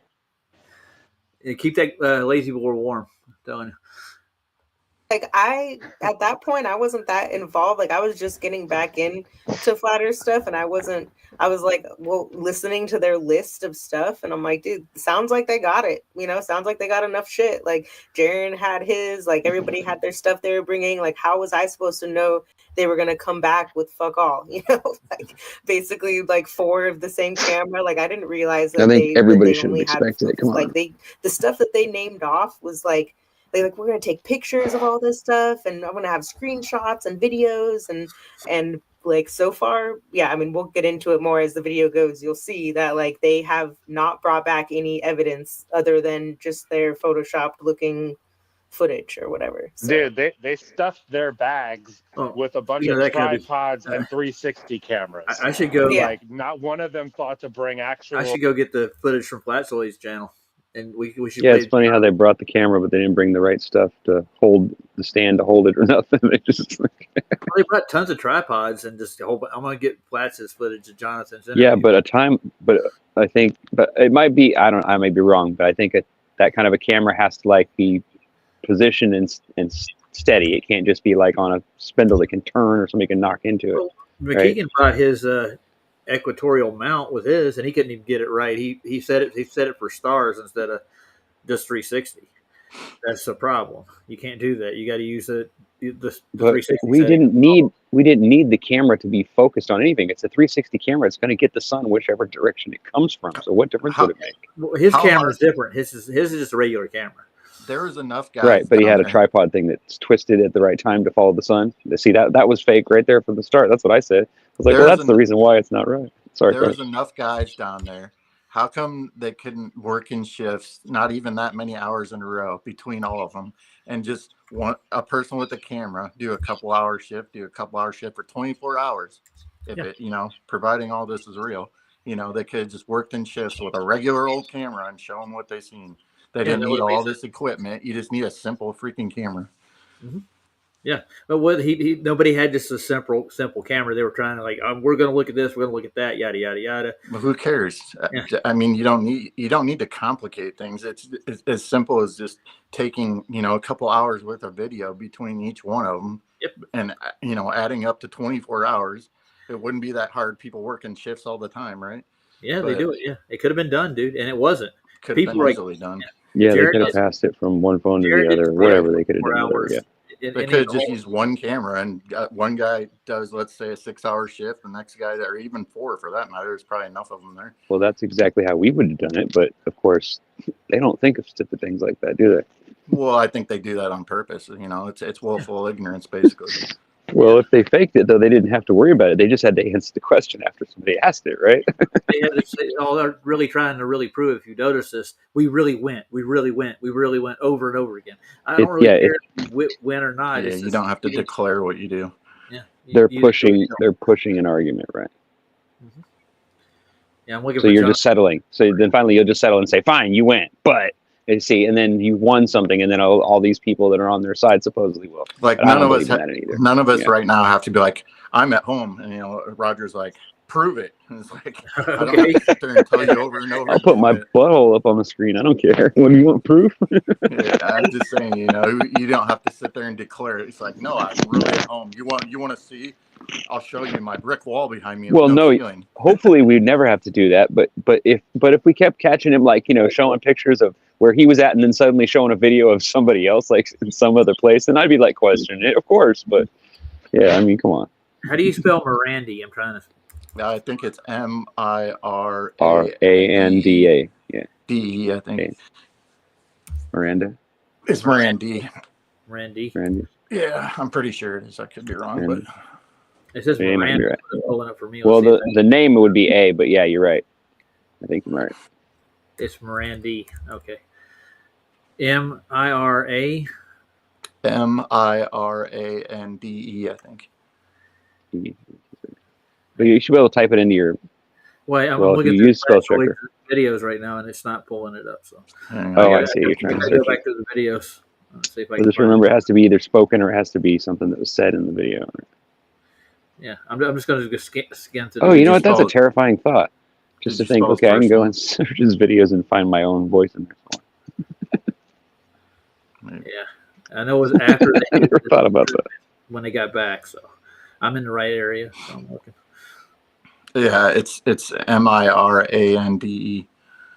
MIRADE. ANDE. ANDE. Yeah. N is in November. Got it. Let's see if it pulls it Roger. Up. It's not pulling the video up. It's everything. What are you looking for? Flatsoid's interview with them. All right, give me a second. I'll look. I'm on the channel right now, so. Hang on. I'm looking through his videos. It's been a while since I've seen it too. I was there. I know. I should remember this stuff. I don't remember which video he came. It's after they got back. He decided to do an interview with everybody because everybody's asking questions about him. He said he was a flat earther. We were going to see if he was or not. Just listen to. It's all right. Here, I'll put it in the regular chat. Give me a second. You should play the video of me being on the show on Flatsoids and talking in the background and saying what was going to happen before they went, and then see if it matches up with everything that really happened. All the streams are still there, dude. You go it's back. Called Jonathan Talks, but here it's in the regular chat. Okay, gotcha. You found it. Okay. What did Jonathan talk about again? Go Cubby, damn. Cubby's a good. I'm not as retarded as everybody thinks, but hey, I would have never guessed you retarded at all. I mean, acting that way sometimes, yeah, of course, everybody does. I'm more on the spectrum. I can't even say that word, so spectrum, I am. Yeah, gotcha. Can you spell it? Nah, probably not. Not without using spell checker. I'm more on the spectrum. I'm looking for the interview part. I say brilliant things at times, but there are a lot of times where I just don't know what I'm talking about. But I try to always only emulate what I know what I'm talking about. But the only person we interviewed on this stream is McKeegan. He's on there. We should play that. What are you talking about? Because we were just looking at Jonathan's work. It says Jonathan Mirandy from TFE Talks. Does it? I'm looking for him talking. I don't see him in there yet. You clicked on the link. Are you put up the video? Yeah. Hang on. I'll put it up for us. We'll watch it's probably later in the... Yeah, I went through. I just skimmed through it. I didn't see him talking. I saw McKeegan came on live. Yeah, see that. Wait, where's that? He probably wasn't on there that long. Yeah, we did an interview with him. We did an interview with McKeegan too. He's pointing out his mistakes and why he made them with his footage and all this shit. Does he have his? Or is he showing his face, or is it just using an avatar? No, he has his face. It's him. He's live on there. Yeah, I remember there were a couple of videos that they made in the beginning. Yeah, some of them disappeared. Over there from TFE came over to Flatches after they got back, except the community bicycle and. Oh, you know what? Maybe that's just one where you guys were reviewing what he was saying on film, and that wasn't the actual interview. Yeah, I got it. My bad. I'm sorry, it's an easy mistake. Here's another one. Give me a second. Yeah, here it is. From TFE Comes to Talk. Okay, I'll send you this one. Thanks.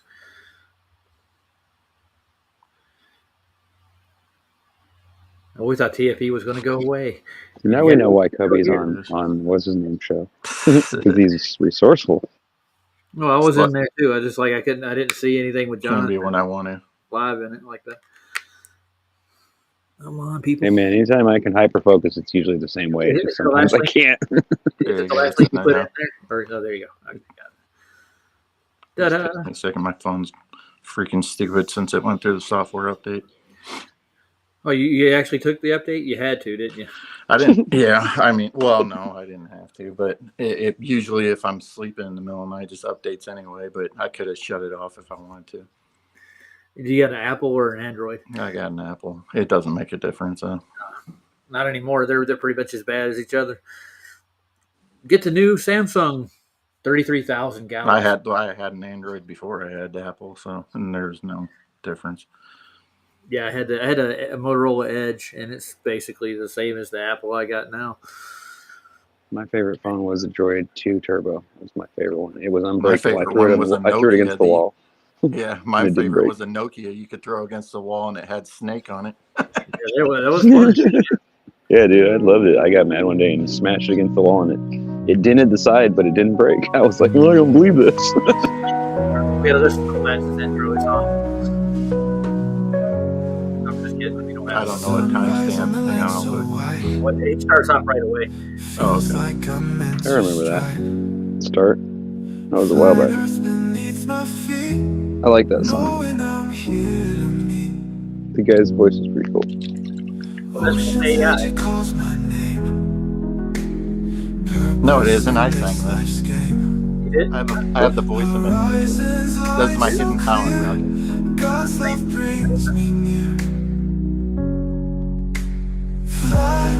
Earth made by him, my journey long yet thin. Luke's his favorite song. Luke's favorite song. It's funny. Apparently, Luca doesn't even know what music he listens to. Oh, there I am. Oh, scary. I need a haircut here. Yo, Flash, what's up? Good to see you all. Thank you for coming. Glad you could make it. And yeah, good to see Jonathan just hopped in as we start.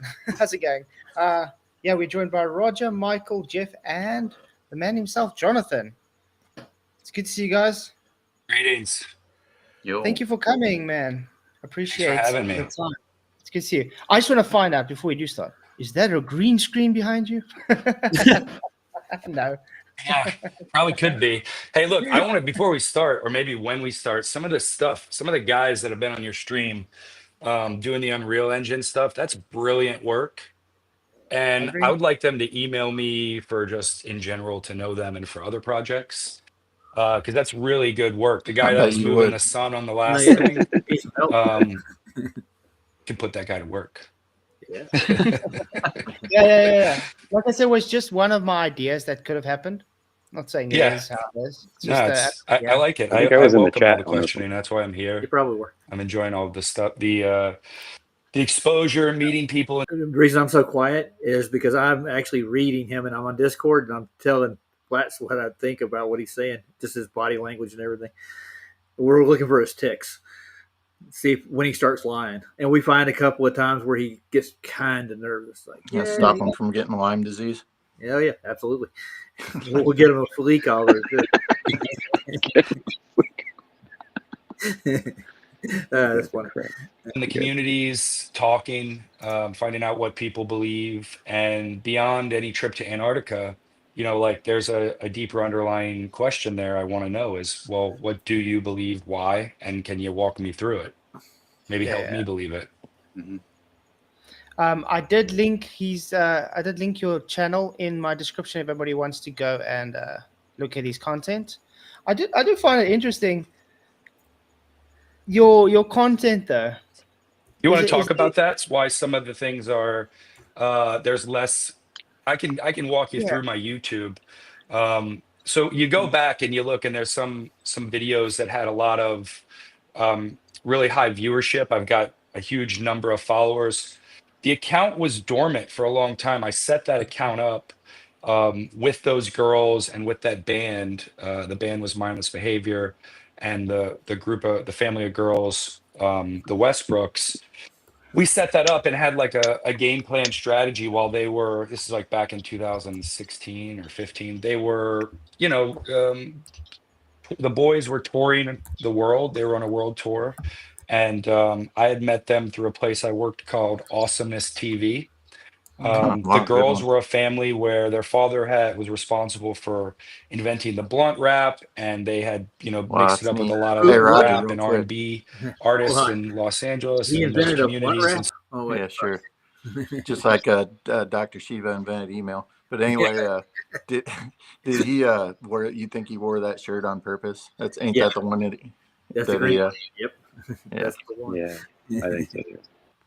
He's sporting the green screen thing, and he's Yeah. complimenting everybody for their work with Unreal Engine. Like, okay, sure. Yeah. So yeah, he's Yeah, that's like I why said, liars always tell the truth on themselves, They right? think they're Beginning of funny the- trolls, but they're really not. But anyway, they're not. sorry. Go ahead. It was good. So they started to have elevated numbers rise with their own channels. And some time went by, and most of the work I do, you saw on my website, it's I work as a cinematographer or a director of photography. I do a lot of gaffing and gripping work. I had to grip an electric truck with a buddy and roommate for about 10 Talking about years. holding cameras on booms and And shit. as I started to transition more into writing, directing, and then producing more content, I didn't really have a foundation online anywhere. And friends were like, you should really get into this. You should look into some of these clip apps where you can take old videos and clip them out. And so I really enjoy, Now I'm typing. like if you think of a basketball player, an Is it just me, athlete, or is he just you have the rambling on games, about which are nothing? really important, He is. but you have to do the free He's throws. You have to deflecting. practice. You have to run. You have to do the fundamentals. He's So talking my in a channel, circle. and when I was setting it up to kind of come back to it, it had been dormant for so long. There's certain criteria YouTube requires for you to, do certain things, whether it's Oh, monetization I forgot this or monkey otherwise came in. lives. This And guy. Now here he's a surfer. Oh, I think. okay. Yeah, and he's They all do this they deflect so they don't have to answer questions and run timeout, basically like a debate. Mm-hmm. Yeah, that's why he brought this other guy on with him too. I think. Yeah. Yeah. They're just I using thought, let me tactics. try applying some of these tools. Like Opus.pro is a great tool. It does the auto captions. It uses AI to break up your clips. I'd highly suggest it for everyone like yourself. I mean, you There you go, do Ryan. 2 and 3 hours of content. You could really have AI clip it out and let the Yeah. people kind Pretty of quicker. fundamentally go through it later. So Well, just to make a long story short, that's kind of where it was at. Yeah, but I think AI make things much easier these days, especially with all the advancements it's giving. I think it just cuts production time down on He's quite there. a lot. He's a producer. He Yeah. produced TFB. That's the guy. For That sure. I don't trust AI. Yeah. Is it really AI, or is it I mean, it seems to me it's just really quick Googling. It's algorithm based. Yeah. Like I like to have ChatGPT rewrite things in like Alan Watts or Stanley Kubrick's voice. So I'll do a There he text to goes. like He's my dad, and then I'll be hinting. like, wait, rewrite this as if Alan Watts said it. And fundamentally the verbiage gets really like heavy, and I enjoy that sort of thing. Yeah, because we looked through your portfolio and it's quite impressive portfolio. So congratulations, Thank man. you. You're doing Thank quite you. well. It's 20 I remember years this. of work. Congratulations. I was laughing my ass Yeah, off. definitely. I know everybody's got a lot of questions to ask you and stuff. And like I said, I do appreciate you. I don't know you from a bar soap, so I can't, how can I say, judge you or anything. But I am going to say, based on your portfolio, I think you are the right guy to fake it if it had to be faked. You know what I mean? Sure. There you go. Okay. You got I it. can accept You that. said it. Hey, Roger, you know that Flats is a genius, right? Say again. I said, Flats is borderline genius, right? That's why he comes up with that shit. I don't know where he comes up with some of the. Sometimes I don't realize what he was talking about till I watch it the third time. Then I'm like, that son of a bitch, he was making a joke about me or something. And I'll be like, damn it, I didn't even catch that. Yeah. Well, you got to be sharp, man. No, he's clever, bro. You don't get much past him. He's he's very, very smart. Yeah. He likes to reserve a lot of this stuff. Intuitive. There you go. He doesn't show it much. He kind of like seems like this really humble kind of guy, but he's very, very intelligent. He really is. And he's a painter. That's all he does. I'm going to need to clip this out for my own resume. How exactly did you get involved with this whole TFE though? Well, it's an interesting thing. Yeah, they called me and they offered me It starts with Mark 50,000, Herman, and I was like, who's yeah, Candace sure. Owens' director, an old roommate of mine and friend of mine. I was the best man in his wedding. We went to Las Vegas before the wedding for a bachelor party, and Mark was one of the guys that came. And then obviously going to his wedding, it was in Nashville, so it was like a multi-day event. Unfortunately, it rained, so we were all out there like shoveling the tent where the rain was falling around the event. So we got pretty close. And after the wedding and after the bachelor party, I friended up all of the guys, and Mark being one of them. I saw him posting that he was going on a trip to Antarctica with Alex Stein, Blah, the blah, kind blah, of blah, blah, blah, political blah, blah. comedian. I thought, oh, that guy's Just hilarious. name He goes into dropping. like city council meetings and just berates people, but he throws a He's lot of truth gatekeeping, into it, right? and Like, if you've not seen Alex Stein, I'd highly suggest. He's quirky with his boxer shorts always and his tie top. Yeah, He's Alex, good. He's a character. Stein's funny, dude. I like him. Yeah. So I was like, wow, you're going to Antarctica with him, and I'm a flat earther, and I'm like, why are you, what's the deal? Why are you going? He's like, shares the final experiment site. And now let me preface, I didn't dive into it. I saw the site and I'm like, holy shit, it's a flat earth documentary, or not documentary. There was nothing there. It was a flat earth journey or expedition with like all these people I've heard of, Eric Dubay, Mark Sargent, the people we've all seen their videos. They're all possibly going. This is really interesting. So I quickly go back to my phone and I'm like, man, I want to come. Can I come? How are you going? I volunteered to come shoot, thinking if somebody's going, let me come as a filmmaker. I even sent him the show. I had been working on a sports show before this. And his response was like, yeah, it's about $40,000. So anyone can go. There's still seats. And he kind of like played it off a little bit or like dismissed me. And again, I'm still thinking it's like a pro flat earth documentary. I'm like, this is incredible. I'd love to see Antarctica. Like, you can't go to Antarctica, all the things, right? Yeah, no shit, Sherlock. I think he's just adding bullshit on here. Well, you can hear what he said, right? He just basically admitted, he just called us out as that he's trying to prove us wrong, right? So he went there with the intent to prove that wrong. He didn't go there because he wanted to see nothing. He just told you that. But he's saying the opposite, but you know what he's saying, right? He's the devil. He's saying, he's telling you he's lying to you. He has to say it at the beginning, otherwise he can't cover his ass. Think about it. It's always that way. They always obviously show you the truth. They tell you what they're really doing, but then they make a joke about it so that you think it's just a joke. Oh, God. Juno's on the RV train. Count the window panes behind him. How many are there? There's 6. What do they call that shit? Gematria. Yeah. Well, he's saying there's 666 behind him in window panes. Yeah. He probably did take some window pane, didn't he? Yeah. And I think I even asked him, I'm like, I didn't know you were a flat earther. And he's like, I'm not. And I'm like, oh, you're going with Candace is sending you to, like, because she's a flat earther, and to kind of have your mind That's changed. He's like, no, the guy putting it on is really debatable. He's a glober. I'm like, okay, interesting. Still, we don't know that she had anything to do with it. And some time passed. Well, and he posted some other times on Facebook on his stories, and I was like, hey, I'm still really interested. And I'd say that it was probably about a month or two of that, and then it was Thanksgiving in the United States, and I'm a couple days out from going to Boston with my wife and to see her family and brother-in-law, and I get a call at like 7 in the morning, and it's Mark Herman, and I look over and I'm like, what's he calling about? Either it's work or it's flat earth. Like work, because I sent him he's a director, so I sent him a lot of my cinematography work from this show I was doing, and I was like, okay, let's see what it's about. It's 7, but I don't usually take a random call. It's Mark. Maybe it's flat earth. And it was. And he said, look, if you're still interested, the guy organizing it, Will Duffy, would like to know more about what it would take. He's interested in a documentary or a piece. Yeah, I'm content. sure that's how I it thought went maybe down. more likely content. Exactly. Just word for word. And I had a couple calls with him. The first one went really well.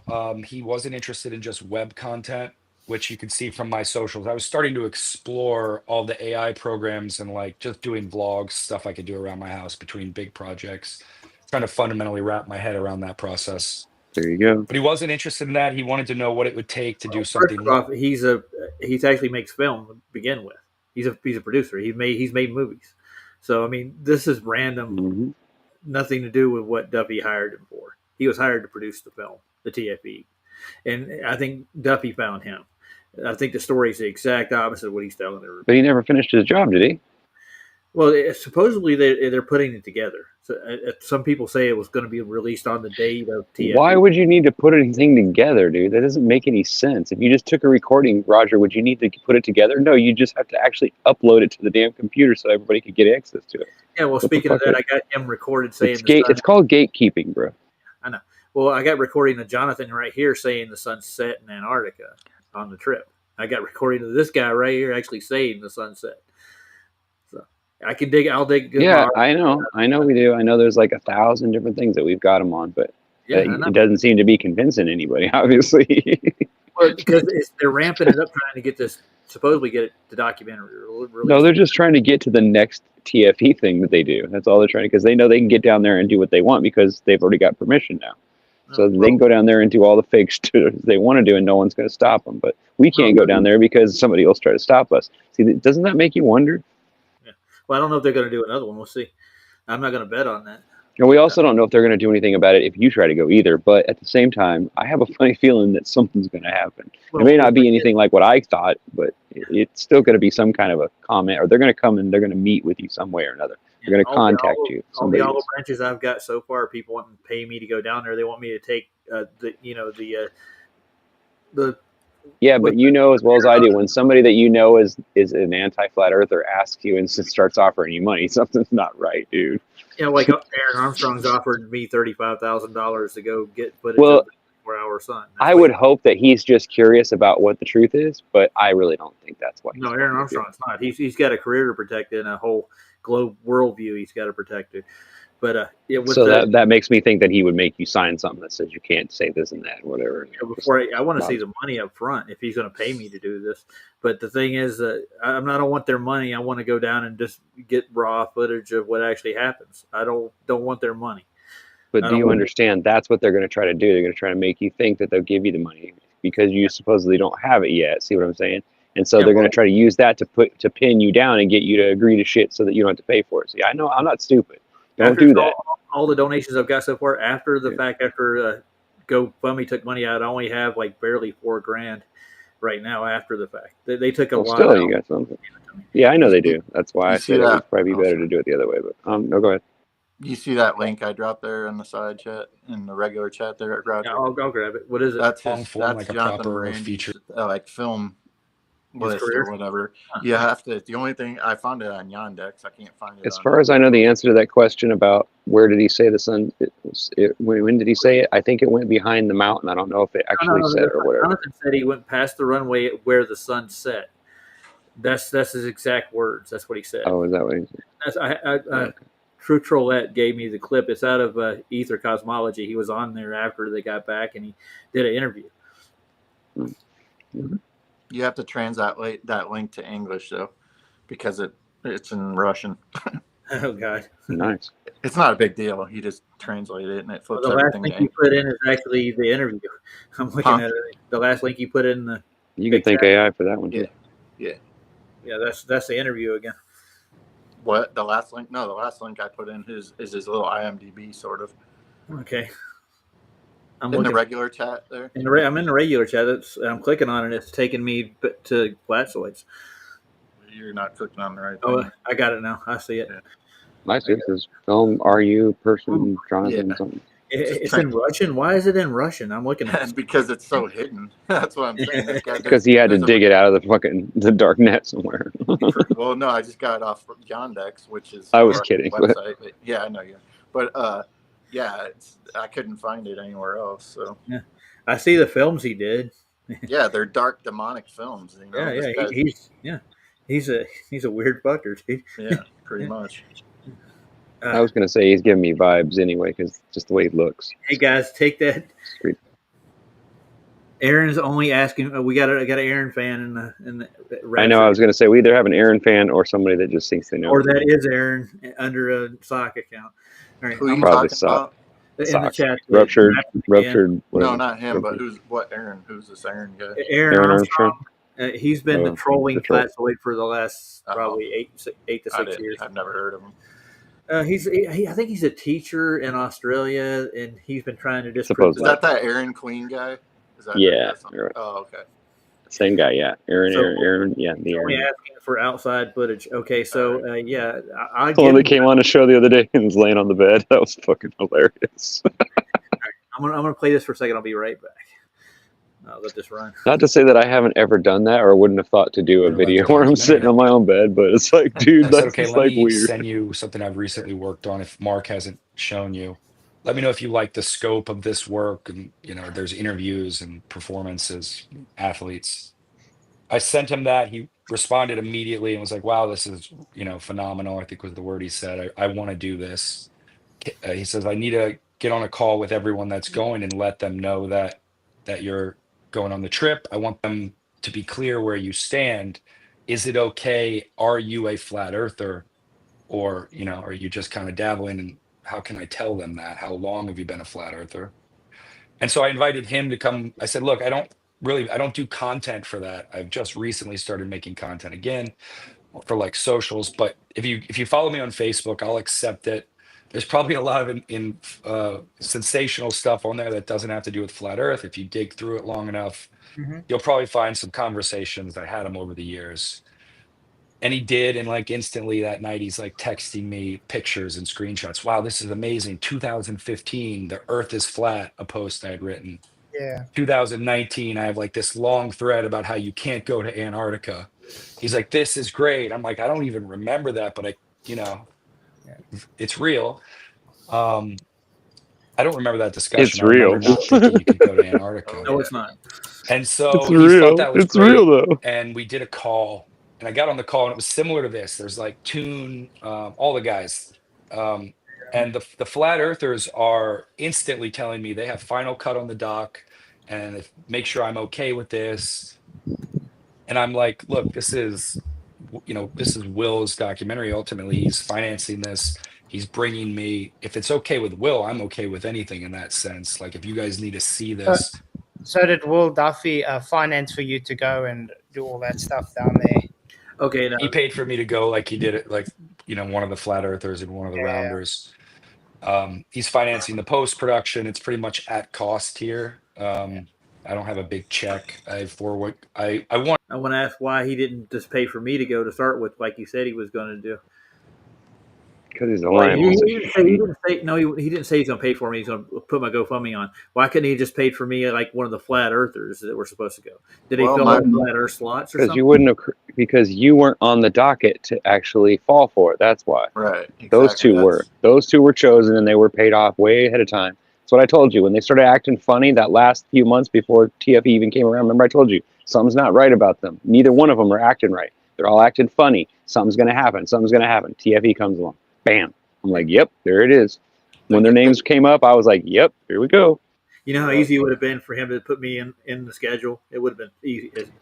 He could have just he could have helped you out by putting your GoFundMe up there. And I'm sure lots of people that watch his show that are are teetering might have gotten interested in getting you to go so they could get an unbiased opinion, right? You would think that somebody would have thought of that, right?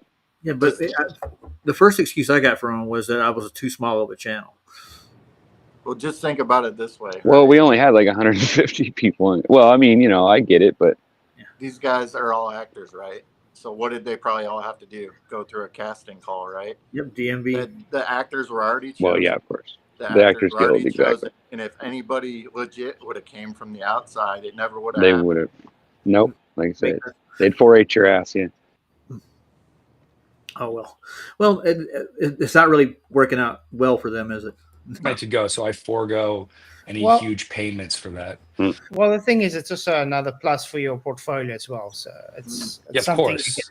And I think it's more down the line on what you do as well. So I mean, it's like, and then I want to say, are you going to start in a world? I always joke. Lots of rich pastors do what? On Dawson's Creek, or or whatever the situation is. No, I don't think it's that kind of doc. Like I've been watching a lot of stuff lately, a lot of flat Earth docs, a lot of like, I watched Werner Herzog's a couple times before we went. I think the best case, and Will agrees, and I know that talking, I think I won over everyone on the trip, the flat Earths too. Like, it's important to present both ideas in a documentary and to not be biased. I get so riled up with politics and people being Here he called is telling the conspiracy truth theorists again. because they have This is he's questions or telling they you the didn't have opposite some of what he's point in doing. time where they were able to ask a question. I want to present the story of these 9 strangers because that's what we were, minus me and Mark, I guess. But we hardly knew each other. So 9 strangers going on this incredible journey, very strong, polarized, pun intended, polarizing ideas here.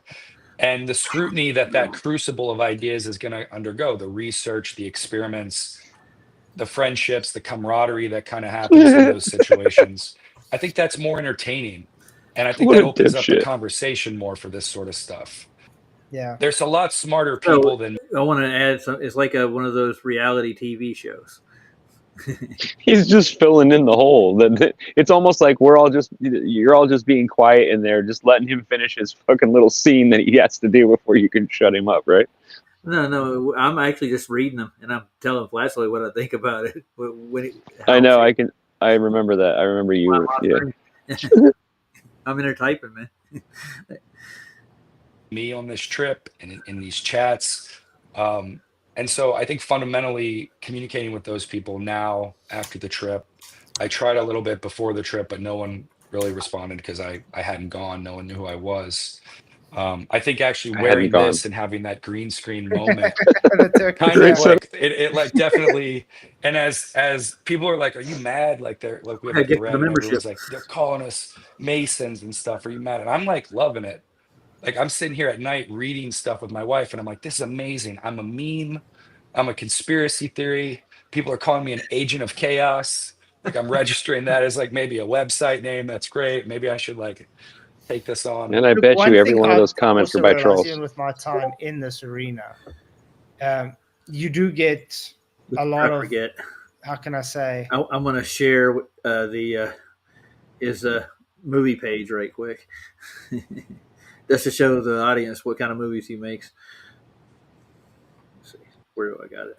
Oh boy, I'm scared. No, it's just like you can see his content that he previously made. Is you'll understand what kind of movies he made. What did I do with it?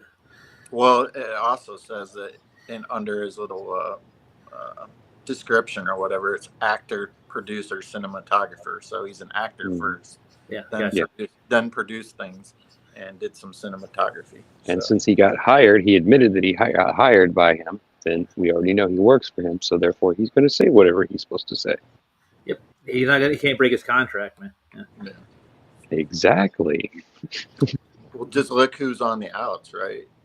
Witsit ain't going to be in anything moving forward. So nope. Because he didn't. I think he did it just to get out. He probably broke his NDA, but because he didn't capitulate with the rest. I mean, don't get me wrong, Witsit's all part of it too. But I'm just saying that. Yeah, he's the comic relief. Yeah. Well, I just mean that's too bad too. I just mean that he hasn't flipped totally to the globe side yet, but I'm just saying he's still part of it nonetheless. Well, we think that Weiss and Austin are going to go big globe, ether, complete mystics before they're done, because a lot of their backers actually are. They're geocentric globe. Like it doesn't move. Everything moves around the globe in the ether. It's a large globe. That's why we can get these observations that refute the globe. Go to the top of the picture of him, and you'll see, or I think there's a picture of him. Yeah, picture, right there. Yeah, it's all in Russian. You gotta translate it.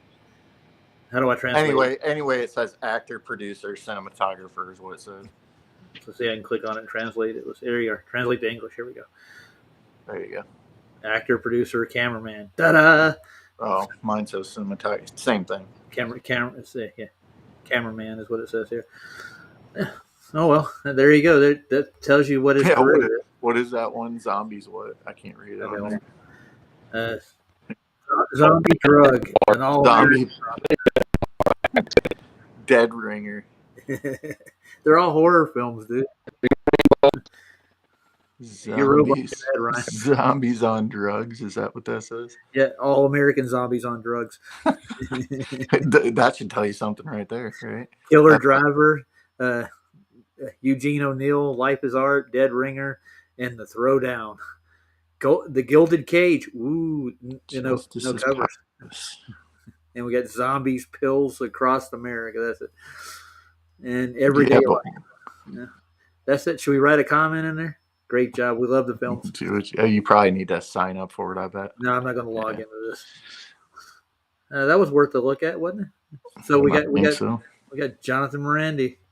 He's an ace producer, and Ryan dropped out. I think he lost connection. Proclaimed flat earther still. Yeah, that was like when I went on Will Duffy's stream, right? He had to bring up to me. He's like, well, Jonathan Morandi's a known flat earther is producing our documentary, and nobody heard of him before. But I asked him, I was like, so is he still a flat earther? And he's like, I don't know, Chad. You ask him. It's like, how? It's like, your buddy's with him. You should ask him. Like, I already have my mind made up. I don't think the guy was a flat earther to begin with. No, he wasn't. We never heard of him, and he gave in the first. We started asking questions. He gives these odd answers that we don't get from any flat earther. It's like, yeah. You don't hang around in any flat earth, you don't hang out in any flat earth circles. That's same with the Elizabeth character. I mean, whatever. I don't know much about her, but what I do know is that she came from a shady place, like Clubhouse. Who goes to Clubhouse to talk about? I don't even know what Clubhouse is. I've just heard of it. No. But who goes to Clubhouse to talk about freaking flat earth? I don't. Right. I mean, none of us do that I know of. I don't know. Maybe somebody out here in the chat. Maybe they are. But I want to show you guys this. Does this look legit to you guys?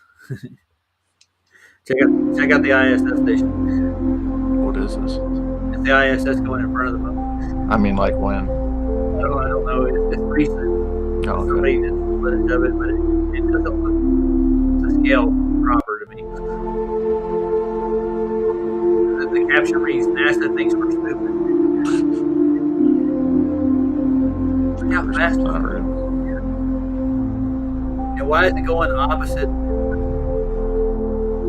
Would orbits go all the same direction? Yeah, good question. I thought orbits. What's supposed to be behind it? Is that the Earth? I have no idea. It could be. Is that the backside of the moon? It's not space. I mean, not that it would look like that anyway, but you know what somebody stuck that on X, and I don't know who they are, but I like that. This is funny looking.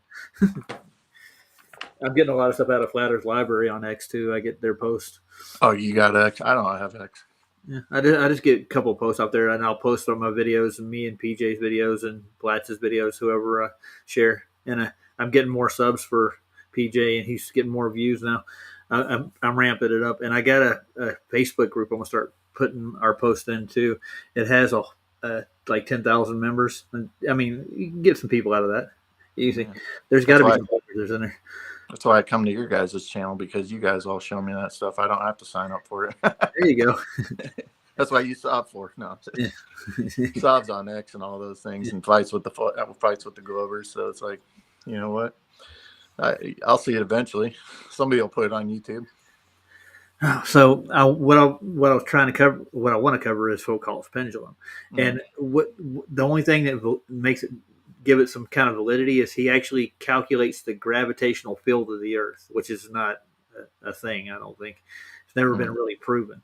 Gravity was a theory. They've actually gotten rid of it in physics. They don't use the theory of gravity when they go. Today's physicists throw it out. They use relativity instead. I know about it, but I'm not like. I don't go deep. I don't know that much on it. So my question, well, go ahead. Keep talking about what you're talking about. Okay. Yeah. So basically when the Foucault's pendulum is at the plane it travels at, it's inside the Earth's gravitational field. That's what keeps it level. Yeah. I know what it does. Yeah. But the momentum when it comes into the field actually, and the shape of it would actually get it to declinate, I think, and the torsion that's on the string is free floating, but it would deviate slowly over time due just to its shape and the aerodynamics in it, and it would probably be about the same. But I mean, we don't subscribe to gravity to start with. Yeah. So that's the validation of Foucault's pendulum. And you've mentioned that you want to do this down there, right? Yeah, I would love to take a focus. But the thing is, with the only thing to get the 360-degree accurate reading would be at the North Pole or the South Pole. Yeah, supposedly you get to knock down all the pins, but the Foucault pendulums everywhere, they do all 360 degrees too. I don't know how they do that. How does that work? Well, that's what I was gonna like do. So they make it on different scales? Like, is there a smaller scale than? There's a smaller. They actually sell them, but I think some of those are automated. From what it looks like. I want to get a natural experiment. Yeah. I looked into it when we were talking about it the other night. I mean, I've looked into it a couple of times, but the other night I looked into it a little more. Yeah. But yeah, I just. Well, there's also another weighted ball inside of the pendulum itself. Right. I couldn't find one cut open or looked at or anything. That's what we're trying to get to the mechanism of the pendulum. And there's a lead ball inside a brass ball, basically, and it's loose. I think it has room to move, and it provides a swing. Magnetics would be more than likely anything that would cause it to declinate. You know what I'm saying? Because lead and brass are extremely magnetic, and it takes a long time to get it to declinate. The recent video I saw was 42 minutes to get it to declinate degree, and that's where the whole T minus thing comes from. The theta is the center above the North Pole, and that's what they reference with all those pendulums. So how long would you have to have this thing working, let's say, for it to be a credible? It doesn't work on the equator, dude. Yeah. You're saying no, I'm just saying, like, all right, you take the Fulcrum's pendulum down there and you're running it, let's say, like, how it does it have to be 24 hours for it to be considered valuable, or not valuable, but a viable experiment or whatever you want to call it. But I mean, I watched their footage, and they when they go into their experiment, they said it wouldn't rotate on the equator at all. Yeah. Rapture again say it wouldn't do a full change on the equator. Is that what he's saying? Unless the latitude changes the rate of rotation. Unless you're on the equator, it will eventually do a full circle. I don't get if that. The shape of the bob causes it to rotate. No, all right, I'm not going to read all that. But anyway. I get what you're saying, but I mean, the whole thing is, how do they have these mock-ups of Foucault's pendulum all over the world that actually are supposedly working right now? And I think this is Aaron. He's got A-I-K in his name. So yeah, the whole point is you have to have gravity to start with to even get this a viable principle. And we don't subscribe to gravity at all. We subscribe to relative density and disequilibrium. The pressure in the air would determine that the medium would actually determine which direction it went in, not a gravitational pull. We do subscribe to magnetics, if you want to go with that. Yeah. Yeah, it won't rotate on the equator. But has anybody got one on the North Pole that actually spinning around 400 the pole? Well, who's at the North Pole to begin with? Yeah, I know. That would validate your experiment. So when I get down to the South Pole, I'll set one up, and we'll watch it. Yeah, yeah. But I mean, so outside of the ceremonial South Pole, do we know where the actual true South Pole? Well, the geographical one is. I think it was like 80 kilometers. Well, not even geographical, but just like we don't. The answer is we don't.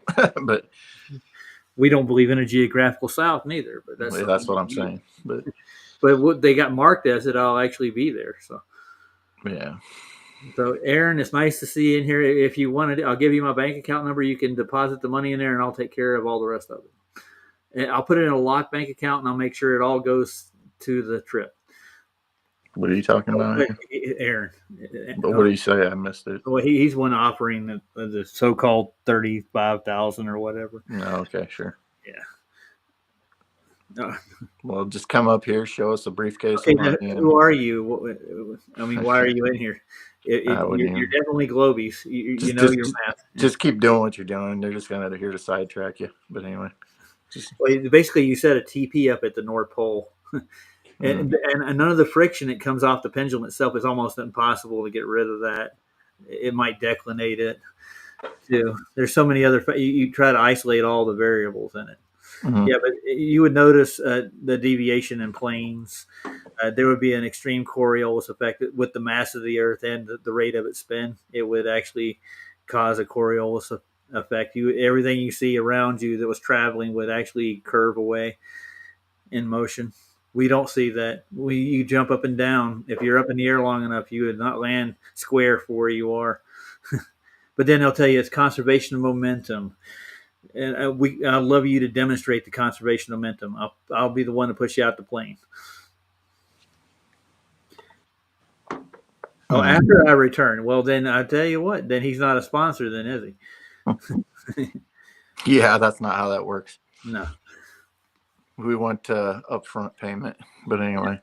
Yeah, so I'll do my own thing. Well, I'll go down and we'll take our own footage, and I'll be at the 90th parallel, as close to the north as I can get, and I'll be looking for that 24-hour sun during the solstice, and I'll compare it to what we get the footage from the north too. It's got to be exact.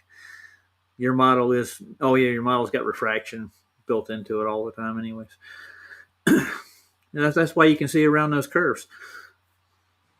So I guess another thing I was kind of thinking, like, do you have well, I know you do, but like a list of everything you want to take down there? Like, is there, I know you got a list, but is like, as far as, let's say, weight limit restrictions, all that, do you kind of have an idea as to, like, you know what I'm saying? You might want to take all these things, but can you take them all? Yeah, I'll have to check with the airline if I do get a job down there. Yeah, I'm pretty sure they'll let me take a little bit more because I'm going to be living there for a couple of months. Yeah, get it Amazon to you. I have nothing to lose to take Aaron's offer, but I mean, you're not Aaron, though, right? But you're speaking for him.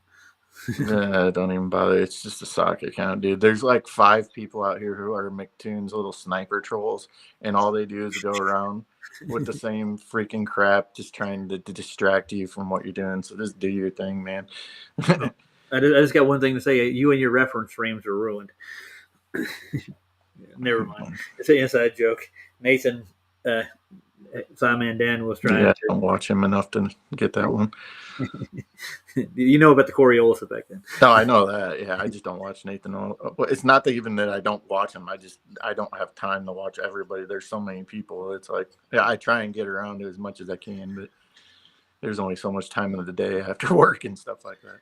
Yeah, and the one video I did get with the guy that wanted to come over, his name is Trek. He wanted to come over, and he gave that as a globe proof, would be the Foucault's pendulum, and he said the sunset and sunrise is a proof, which is we've already disproved that. Stoneman did a whole series on it, and the light there's too much light coming in during sunset, and you don't get that shadow effect that you would get on a globe. So that's been disproven. And Stoneman did a good job with his analytics. He broke it down on Spacebusters. If you want to go over Spacebusters and watch their sunrise sunset thing with Stoneman, it's pretty good. I think I have watched that before. I've watched a decent amount of their stuff, but. Well, you mean a 41-meter building? Impossible. Why not? You can construct the scaffolding that high. Wouldn't catch me up there, but you can do it. Yeah. That's the only way it works, because it's got to have that much, I guess, sway to it to get the longitude latitude thing. Mm. Yeah, but they automatically assume sphericity when they take their longitude and latitude too. In other words, they're calculating the sphere into their longitude and latitude. Sure. Yeah. They do. They do it with everything, dude. The whole thing is they're pre-assuming that it's a ball to begin. Yeah, I'd like to see somebody actually try that. 41-foot scaffold. And calculate for the curvature of that. Yeah. I wouldn't be getting on top of that thing.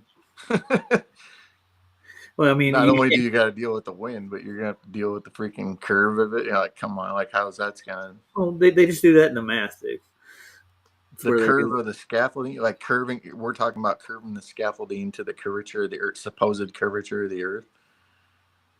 Is that what you're saying? Oh yeah. Well, they add the curvature into the longitude and latitude, like the sphere itself, because they have to calculate. They're not at the North Pole. Most of those aren't built, so it's on a slant, like the longitude and latitude is curved. Yeah, yeah.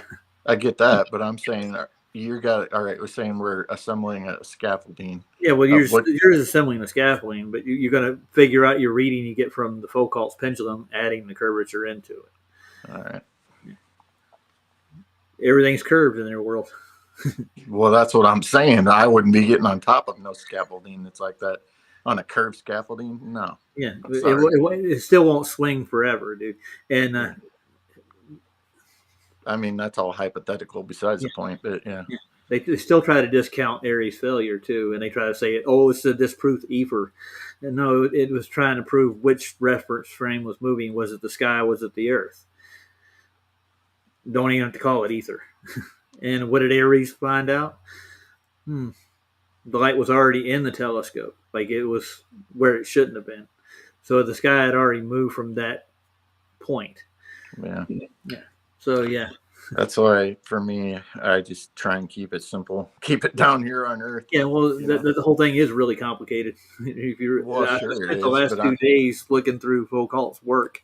It's in his gyroscope too. I didn't get to dig into the gyroscope as much as I did the pendulum. Yeah, but it's empirically proven because you can repeat the experiment over and over again.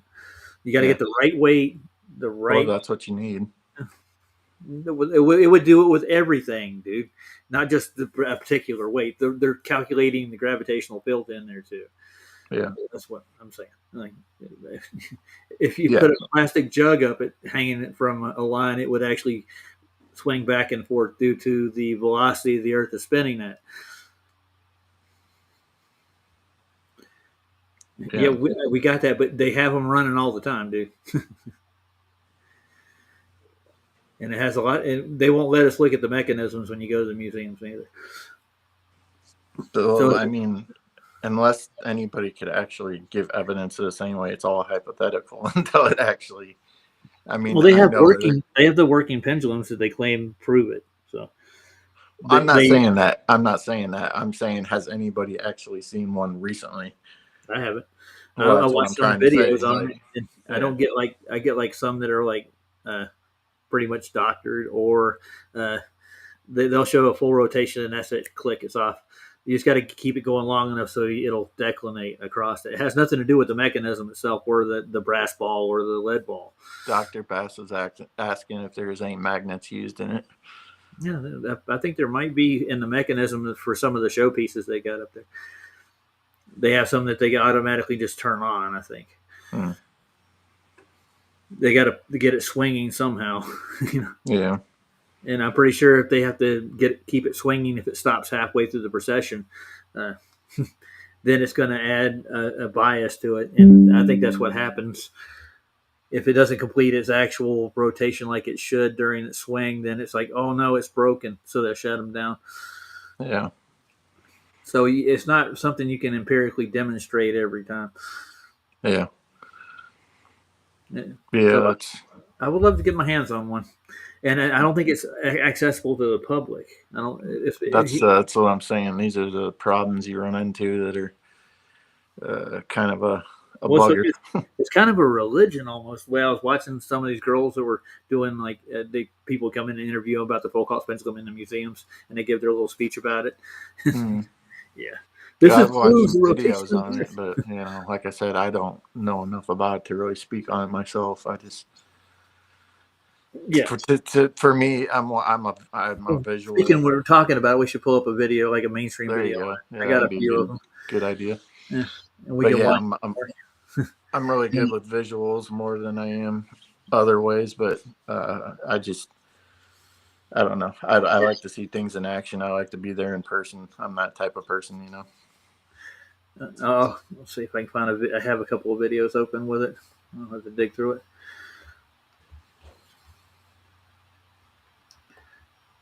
That's a picture.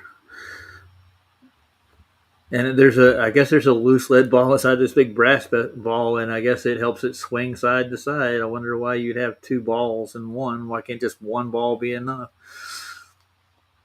I'm pretty sure the collision between the balls doesn't have anything to do with the declination either. But what's my next thing? Let's see. I got a still motion one here. This will work. Well, I mean, you can just stick to the obvious things, you know. If it were a spinning ball, like everybody says and everybody knows, the water would be going to the outside of the spinning ball, right? Or to the center of it, because they claim gravity pulling it towards but the yeah. But either or, let's just say we'll just go from the washing machine theory. Okay, but anyway. This one's an interesting video because he does he freeze frames the ball when it hits each latitude, so you don't get to see the whole swing of it. You get it in like a still frame across the plane. So. Sponsored by Brilliant.org. That's brilliant. This is a really big pendulum. And unlike the pendulum in a clock, this Foucault pendulum at the University of Puget Sound is free to swing in any direction. It takes about 8 seconds for it to go from there. I got a question about that. Over to here and back. But that's not the motion. I don't think it's really free to swing in any direction. It's attached to the ceiling. There has to be some kind of pressure on it, right? So it's connected. There's going to be a friction at its hookup point, right? In other words, if there's an eye hook up there, it's going to cause a friction, correct? Or how would you make like a ball point? Is that what it is? It can swivel 360 degrees. Is that the way all these pendulums set up? Because the ones I've seen that are built aren't. Well, let me think about this for a second. I'm trying to visualize this and think about pendulums I've seen before. But go ahead. Yeah. There's a lot of things that I want to show you. Now, this is not an interactive exhibit, but I have special permission. There's still friction. The motion I want to show you is too slow for you to see, so I'm going to speed things up in this video, about 480 times, so that you only see the pendulum when it's at this point in its swing here. And doing that will compress the next 32 hours into 4 minutes of video. We're going to try science. Played back at this speed, the pendulum appears to move around the room, but that doesn't really grasp what's really happening, because the ground is at the top. You can see it actually twist. Yeah, holy I know, it's shit! spinning. Yeah, dude, this is not an experiment. Yeah, I know that. I knew that from the minute the guy started talking. But yeah, there's no such thing as zero friction. So there is a lot more things you need to isolate to actually get this to be validated. People just took, oh wow, look, it went around the circle. Yeah, I wonder why. Hell. What's moving? It's rotating. You are watching the world turn. Let me explain. The pendulum ticks back and forth due to the law of inertia, which states that an object the law of inertia. Okay, stays in motion. What is the law of inertia? Anybody got it? Look it up right quick. Oops. Is this Newton's law of inertia? Is that what we're talking about? I don't pay attention to all those stupid laws. No, inertia means inert. What does that mean? Well, let's look it up. I want to get the law that he's stating. He's stating there's a law of inertia. Inertia is something like holding. Like it'd be objects in motion or at rest will stay that way unless acted upon by an unbalanced force. Mm-hmm. Oh, unbalanced force. Okay, so this is an unbalanced force we're watching at work here. Looks like it's pretty damn balanced to me, but I mean, basically, it's Newton's law. Yes, Newton's law. Yeah. So Newton's laws were eradicated by Einstein's theory of relativity, from what I understood. It was, and you'll get them to argue with the fact that, oh no, it wasn't. Dude, you said usurped.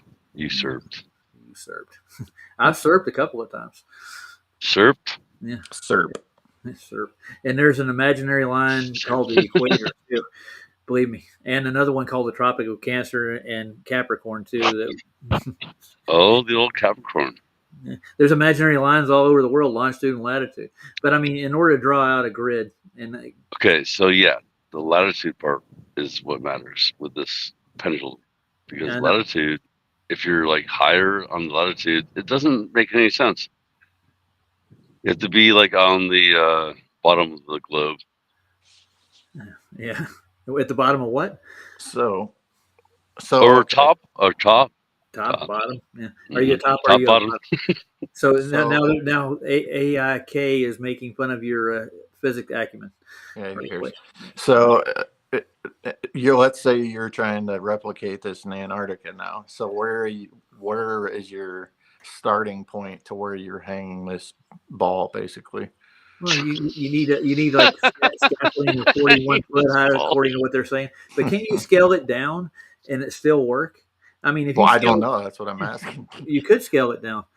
Literally, I don't see why it wouldn't work if you scale it down. If you have the right amount of weight, you size it down to the height of the pendulum. You could actually get an accurate foucault pendulum and take it down there. You don't need this 41 foot whatever the fuck. Right. Yeah. I get that. I'm just saying, like, yeah. Okay. So you're saying it works no matter what the scale is. Yeah, it should. No, he's not saying. I hope he's not saying that. It's not working. Well, It doesn't work, we're not dude. saying it's working like they say it works. I'm pretty Okay. sure the lower the scale, the Roger, can you show how they actually have to like move it? Like they have to push it. They push it. You can't find anybody. Start it. You can't find Yeah, any videos. start it. Yeah, start the freaking the movement. I've already. It's Give just like a regular pendulum. You see it like a doctor's you got to office. start it. Yeah. You got to start it somehow, right? Yeah. Yeah, I haven't found any videos of anybody starting it yet. Should I go look for one? Well, dude, they won't show you that because they don't want. I don't think you're gonna find a really. Yeah, they don't want to. They don't want to like a magician. Like, oh, ooh, yeah, ooh, don't show them. Yeah, so I'm done with the video already with the motion of the pendulum, the way it's actually twirling, as you would say, Scott. Obviously, the tension on that. Oh yeah, if the Earth twirled, then therefore the pendulum would twirl too. Well, but it doesn't. It doesn't. Nothing twirls. Is it tilted? It's immovable, dude. Yeah, the Bible tells you. Just look it up, dude. The Bible tells you. God said it. He's like, it's immovable. No, we're not saying because it doesn't start itself. We're saying you actually put a bias into the motion. So, all right, maybe this is crazy, but so yes, you're right. Though, really quick though, you said bias. The bias is the movement of the pushing. Yeah, they have to push the little foucault pendulum. Well, so even debate said that every day they say it, dude. I've seen this. They say it. They're like, we have to push it.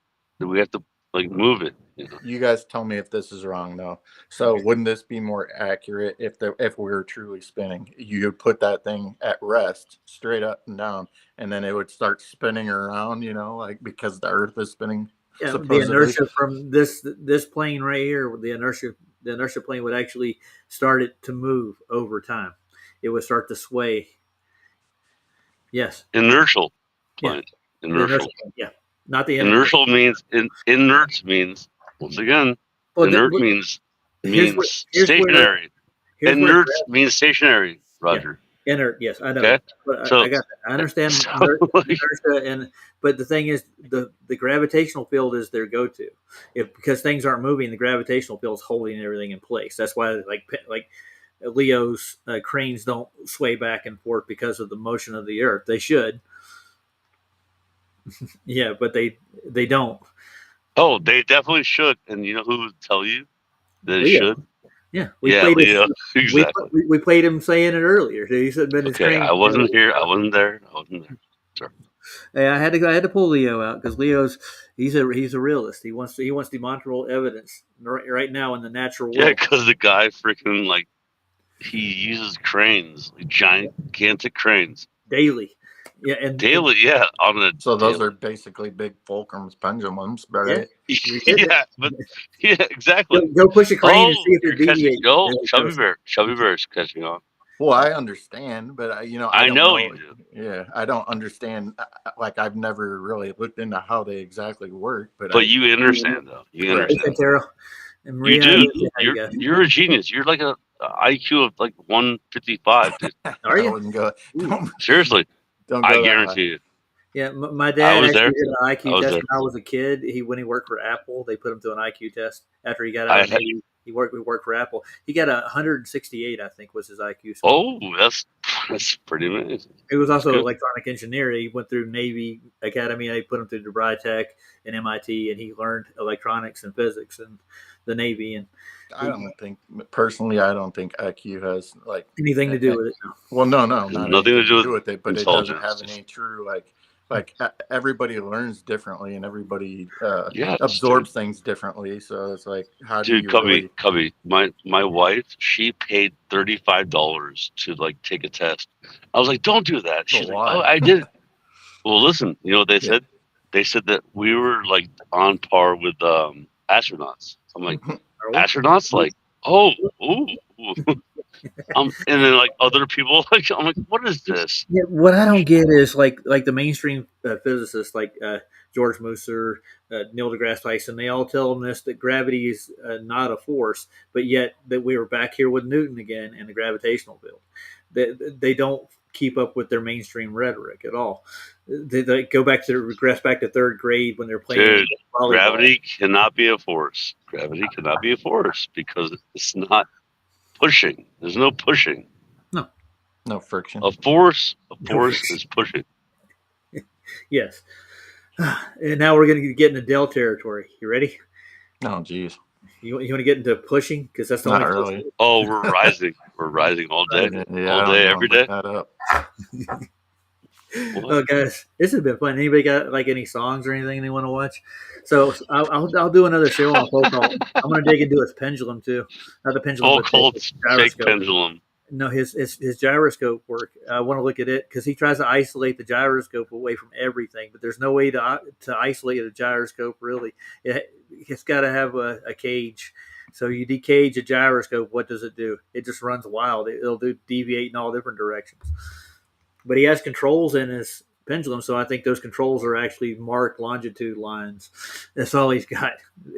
Set a pendulum, not a pendulum, but a gyro loose. It's going to do some crazy shit. I put a challenge out. Hey, Whoopi, if you're out there, uncage your gyro and then take a flight and see how far you get. Go for it. I don't even think that guy's a real pilot. No. But I mean, he did a demonstration. He uncaged a gyro and he watched it deviate for a while, and then it leveled out eventually. But it took a long ass time to do it. And he said, "That's gravity." Yeah. So I asked the guy that was a Learjet pilot, like the private jet pilot. Mm. I was like, "So how about the like leveling out?" He's like, "Oh, it levels itself out." Yeah, because they like systems then. Yeah. They fly, dude. Like I told you, dude. They fly at like what is it, 40,000 feet? Wings, dude. Supposedly. And I was like, dude, how do you even know that? Barometric pressure? Barometric? He's like, yeah, well, mean sea level. I'm like, okay. So how do you even know? Yeah, sea level. Right? Yeah. But like, I was like, dude, how do you even know? It's because of the pressure. Pressure. Their plane tells them, okay, we have differential a pressure. Yeah. Yeah. And next thing you know, the raptured boy here is going to tell me that gyro is correct for gravity too. Okay. Yeah. See, when you talk to someone that like literally like flies a jet, like they laugh at you, dude. They laugh at you. I'm like, he was laughing at me. He's like, it's funny. I'm like, oh, you're that funny. Like he freaking like he's a freaking he makes money, dude. He makes money flying retards around the flat Earth. Oh yeah, we heard you. No, we didn't. I got to go to Arby's tomorrow for some reason. They want me out there. Yeah, I got to go to work too. Dude, my wife said, "Do you want to eat some steak nuggets?" I'm like, "No, I don't." Oh, they're actually good, dude. I ate one of the sandwiches. No, shut up, dude. No. No. It's grass-fed Angus beef, dude. Okay, I believe. Oh, grass-fed? Yeah. Sure, Arby's. We have the meats. They got the meats, dude. We have the meats. As long as they say it, so it's so. If FDA said that, for sure. Yeah, but when they cage those gyros, they set the horizon, don't they? So you threw me off there. Yeah. Steak nuggets to gyros. Gyros, yeah. Well, I'm answering raptures. You don't have a down direction in your world, dude. So don't even talk about downward directions. There's no up and down. There's just space, time, and it's all warped. No, hold light. on. Curve is level, dude. Oh yeah. Don't forget. Don't forget. Because Merriam-Webster said so. But if you read the definition, it's so vague. Wait. Merriam-Webster said that. Yeah. Actually, yeah, it's in there. Go get the definition. No. It's retarded. The level is the level surface of water that curves around the Earth. That's kind of what it says in a nutshell. But there's ways to chop the definition up. You can't hold them to it. But they actually say it's level is comporting to the curved surface of the Earth. I can hold them to it. I can hold you to it all day. There you go. Because level is it's curved. level. No, it's not. It's curved, man. Dr. No, Bell it's not. gave you a song to play. Oh, you did? Nice. Yeah. Is it about the curve? I don't know. I haven't seen it yet. Oh, dude, play a freaking like Chevelle song. My son said, "What do you know about Chevelle?" I'm like, "What do you mean? What do I know You're gonna do that? Play it off the North Corridor. Yeah. Oh, nice. Yeah. I like that album. I don't need a leader is the name of the song you put. It looks like it's done in the what do you call this? A vertical? Oh, AI or something. Dude, I was so proud of my son. I was so proud of my son for knowing about Chevelle. I was like, dude, you know Chevelle? He's like, what do you know? I'm like, yeah, dude. So your son's a Chevelle fan now? Huh? Yeah, he likes freaking Deftones and everything. Oh, nice. It's awesome. Cool. Let's play some Non-Point. We never played Non-Point, right? And Non-Point, dude. Am I gonna get struck? I got a bullet with the name on it. Speed it up or slow it down or something. They should be good. Dude, play Bullet with a name. Okay. That'd be awesome. I'm gonna play Dr. Bass first. We'll watch him. Bullet. Just because he posted it.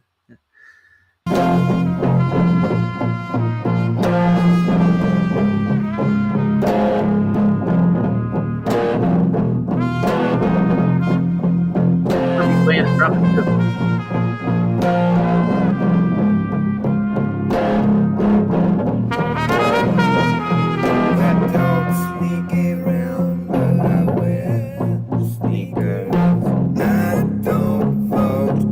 Or Dr. Bass. Dr. Bass. Dr. Bass. Dr. Bass. First psychologist.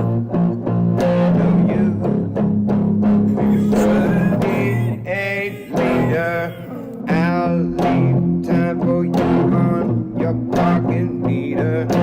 I might be eager, but I ain't no fucking beaver. Put me to the test so you can see. Put me to the test, please. I don't beat wives, but I wear white beaters. I don't vote 'cause I don't need a leader. You shouldn't need a leader either. And you shouldn't need a leader. Step down from your throne before you're thrown down from the steps. Yeah, that's what could be coming next for you. Step down from your throne before you're thrown down from the steps. Yeah, that's what's coming next for you. There's no stupid questions, only stupid teachers. I don't vote 'cause I don't need a leader.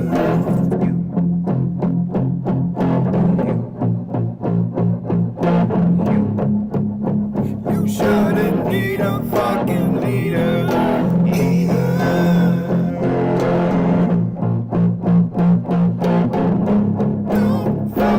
Dude, let me tell you something.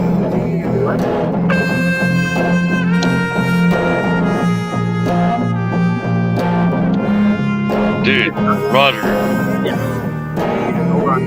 Turn it down a little bit. Just turn it down. I saw him with Dr. Bass with freaking it was a raccoon and a possum and a cat. And there was like two cats too. I think there was two cats, a possum, and a raccoon. And he was like, "Oh, they're my friends." and they're all hanging out, dude. Dude, that's the coolest part of freaking Dr. Bass. That's funny, dude. Dr. Bass afterwards. He's He a has reverse like psychologist. Don't forget that. yeah. Reverse Well, yeah, I psychologist. know. Yeah, he reversed. I love this stuff, man. He's But off the dude, grid. think about it though. Dude, seriously, like a little raccoon, a little opossum, and they're all hanging out like friends, dude. They were all friends, his friends. It was Dr. awesome. Bass's world. Raccoons. Yeah, possums. dude, it was awesome. All right, let's finish the song off, and then we'll talk about what we're going to play after this. Oh, okay. Yeah. Is that all right? Oh, that's totally fine.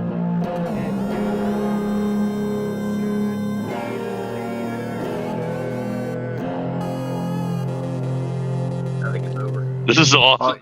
He has distortion.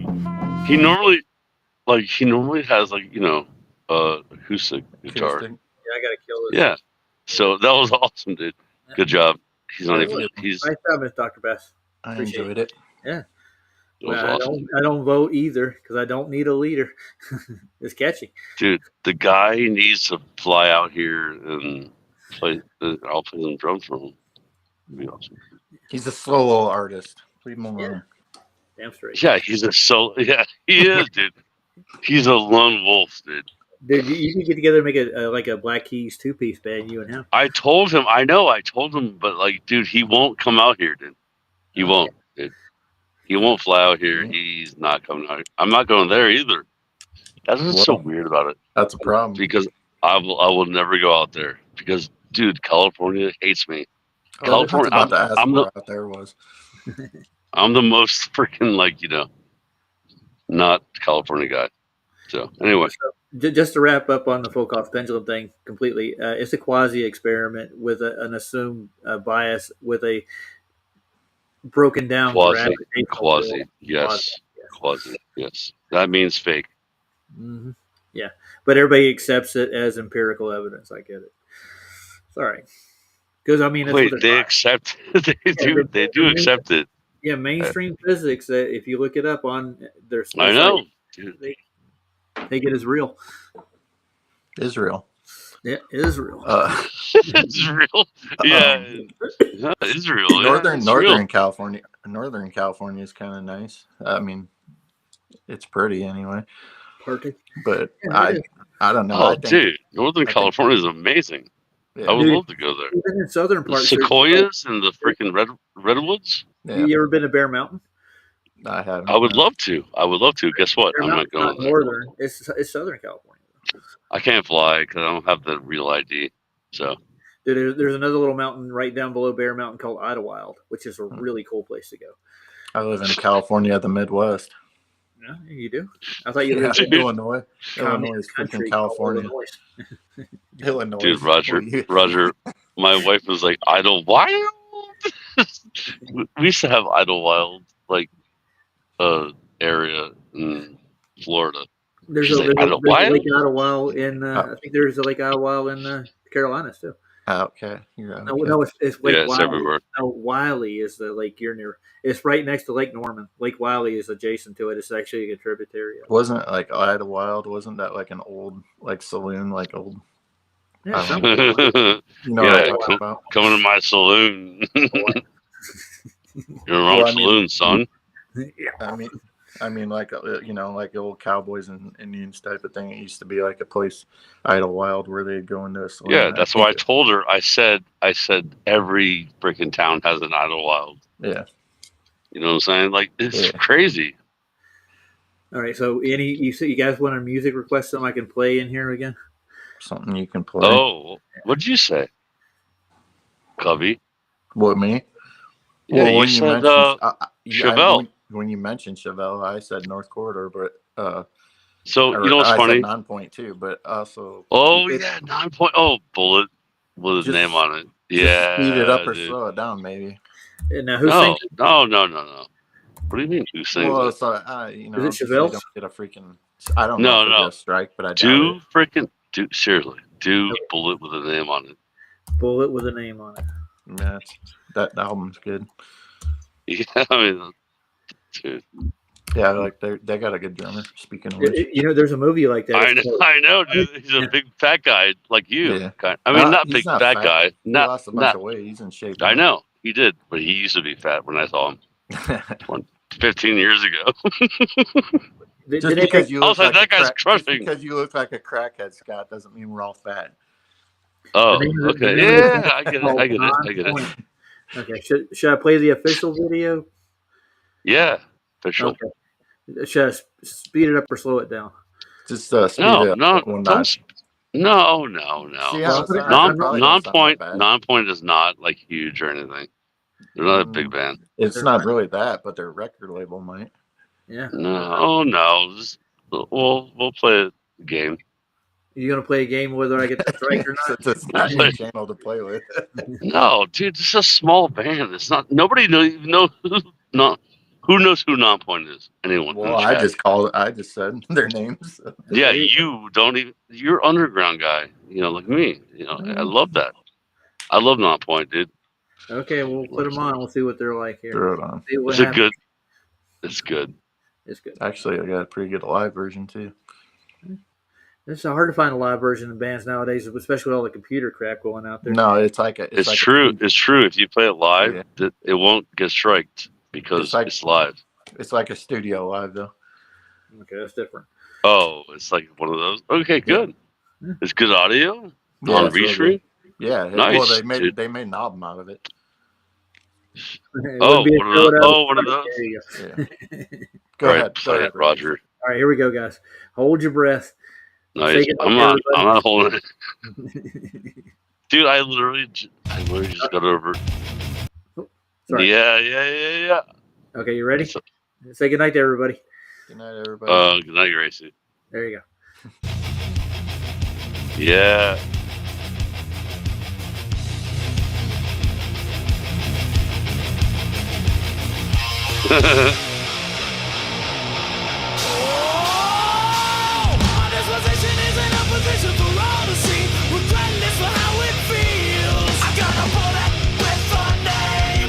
On that bullet with the name.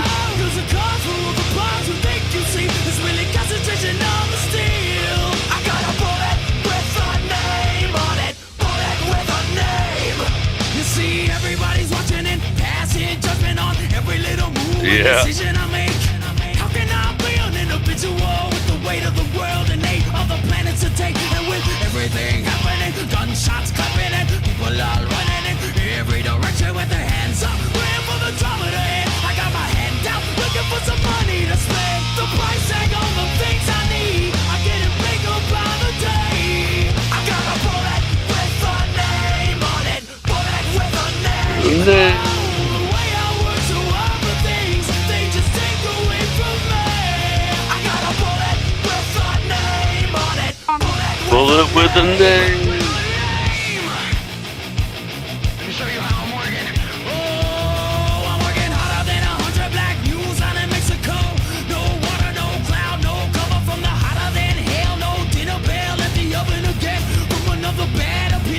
Mm-hmm. Who doesn't want the cars, money, fame, attention, bars, honeys, games, attention, stars? Funny how we say we don't need it, and try to achieve it. The price tag on the things I need, I get it bigger by the day. I got a bullet with a name on it, bullet with a name. Whoa, the way I work so hard for things, they just take away from me. I got a bullet with a name on it.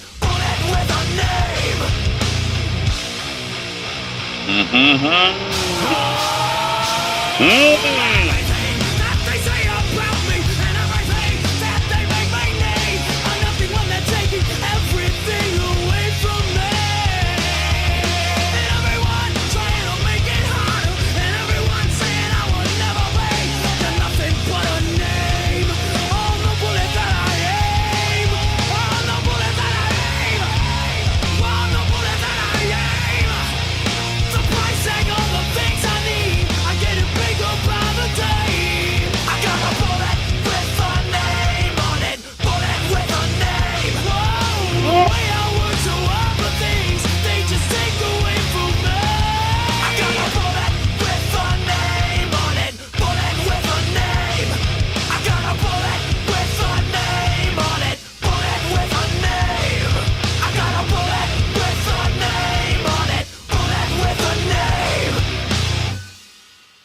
night, guys. That was a wonderful song, wasn't it, guys? So that live studio album they do is called Alive and Kicking. Live and Kicking. Nice. It's like all their greatest hits, but they did them all live. Well, I'm shutting it down, boys. Like, if you want to hold on for a minute.